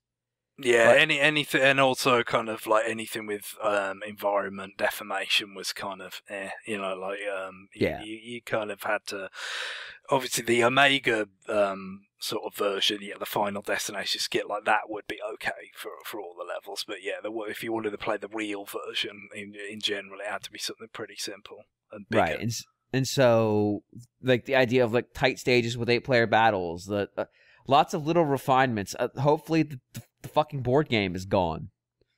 Please. Smash Tour, that was it? What it was called? Yeah, please God, no. Or maybe he doubles down. Maybe he pulls a Sakurai and's like, here it is. It's the board game's now mandatory. Have fun. But I'm positive. Like I'm. This is obviously I would have loved for him to walk out and been like, here's 19 new characters. But I'm. One of the things they point out in that way too long trailer is like, here's Kirby. Kirby is killing us. And yeah, because of the I mean, they did have like a whole section on Treehouse Live of just Kirby's copy ability. I'm sure they did. Like, and Shadow... It kind of just feels like sort of like a poke at the audience to say, yeah, he does have that ability, and it is a big pain in the arse for the developers. So just acknowledge that, please. But then they went and brought back Shadow Moses Island, so, like, fuck off. Like, are they going to still do all the comms? Because, like, that's going to be a pain in the ass, too. Yeah. God, yeah. God, it's like they did it on purpose to themselves. We exist only to suffer. Sakurai, that's what he's all about. Oh, I almost killed myself for this game. Please enjoy it. He has made a point that he's being much more healthy about how this game is being developed. Good. So he's only giving up like maybe 35% of his soul this time.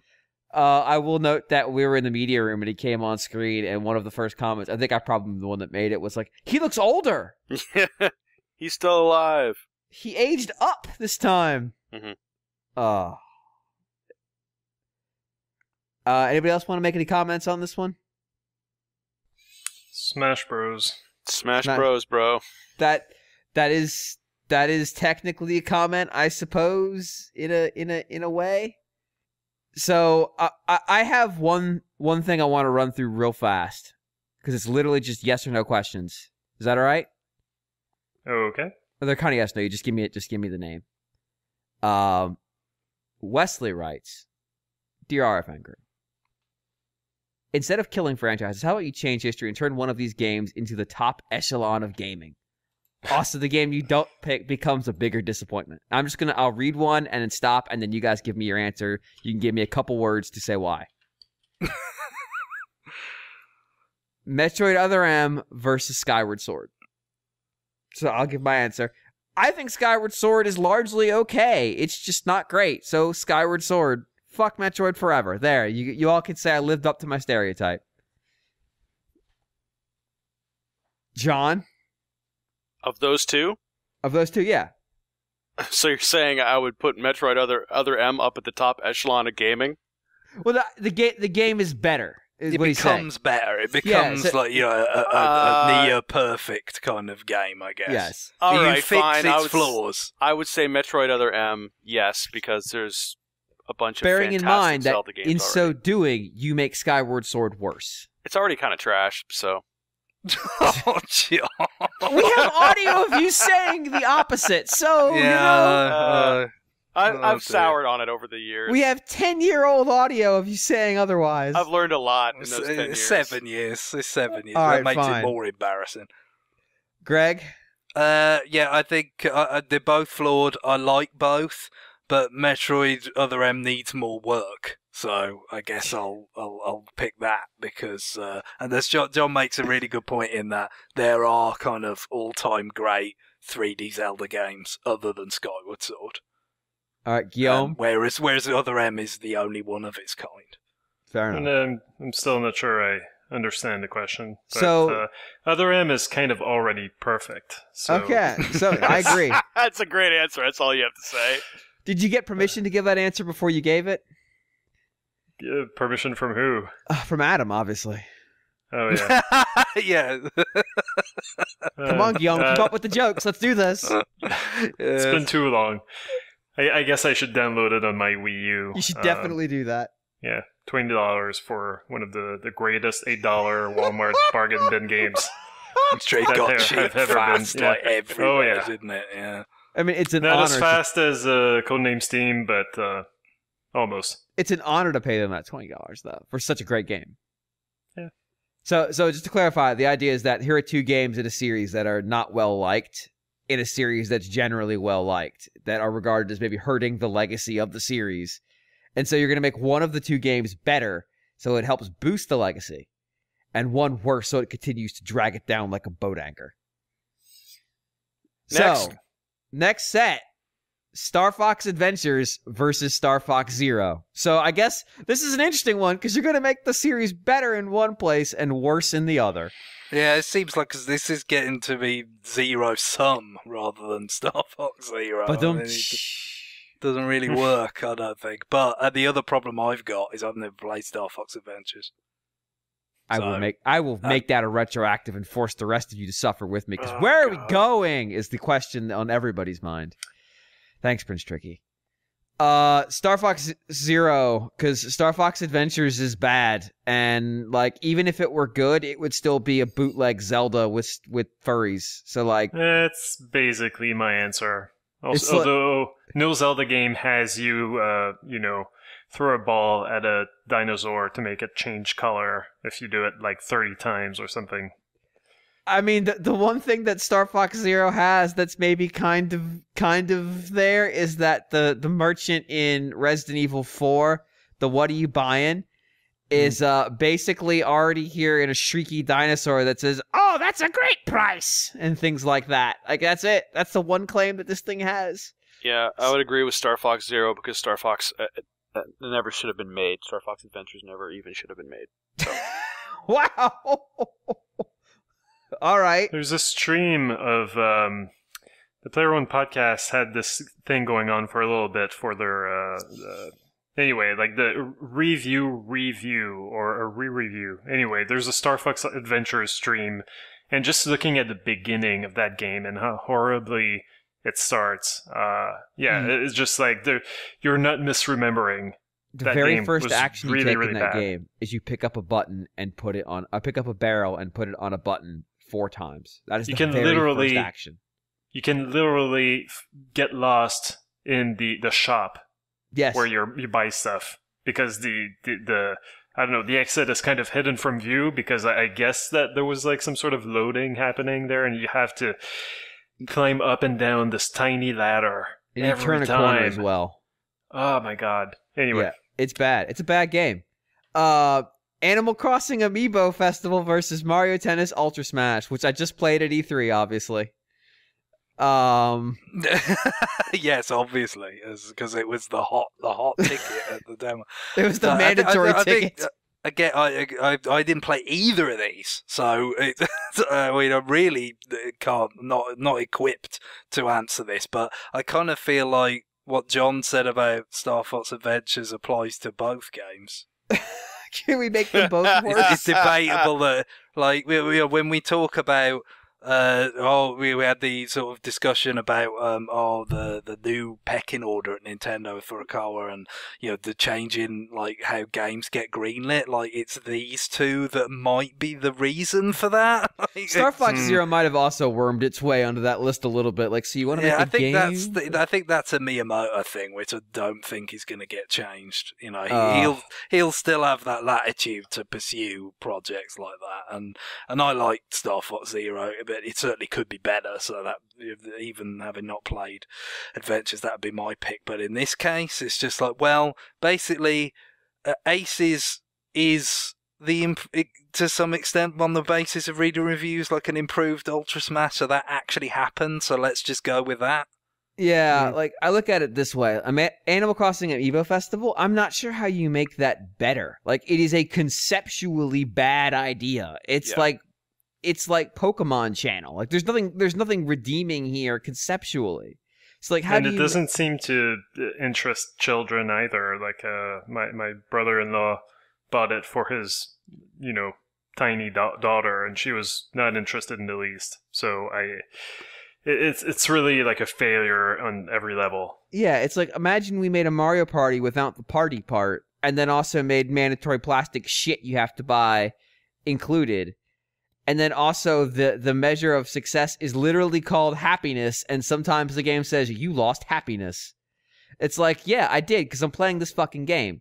So Mario Tennis Ultra Smash is actually a game that could conceptually be good, versus Animal Crossing Amiibo Festival, which is unsalvageable. Yeah, it's just the problem is the concept was not actually a Mario Tennis game. The concept was a Wii U game at that Christmas period. No, that was get the concept that should never have been greenlit. The fact that it was Mario Tennis was sort of incidental. It is just this thing, just anything to accompany it in the weakest fashion possible. Yeah, it was sort of like last one out of the plague den. Like, you're already coughing up blood, so yeah, he got to be the red shirt on the Star Trek away team, basically doomed from the start. Yeah, but like conceptually, you can and apparently have made a good Mario Tennis game. I don't think it's possible to make a good Mario Animal Crossing Amiibo Festival. So that was it for the list. I've really been enjoying the new segment. This is Wesley again, who he also signs off as Sarah Miller, which is a blast from the past. Before correcting himself to note that he that's is a 10-year-old Sweet Sarah Miller. You know, that joke, we'd have gotten to that punchline if there hadn't been a flood. Anyway, well, that is going to do it for email this week. You can send us yours to RFN and Nintendo World Report. And in fact, that will do it for the show. As I mentioned earlier, there is a ton of E3 content still popping up over at NintendoWorldReport.com because we are lazy and slow. Greg, what is our end music this week? Well, it's as we recorded this, it was the longest day for those of us in the northern hemisphere, the summer solstice. The most daylight that you get. So I thought we need something that conveys the longest day in a rather different way, a more strenuous sort of sense. So we've 50-turn Mario Party? No. I mean, you could debate which is more arduous out of the two, but this is going to be my excuse to wheel something out from RFM favourite disaster day of crisis, in which the length of the day is measured in natural catastrophes, like, well, unnatural ones like fire tornadoes and nuclear bombs. Yes, all that good stuff. Mechs at some point. So this, developed by Monolith. Bearists. Yes, the bearists. We're used to them sort of bringing out Xenoblade games these days, but there was a time, and Disaster's just a couple months away from its 10th anniversary in September, I think. That'll happen. Even though it was originally shown like back in 2006, and it was like in development hell or whatever, and didn't come to US.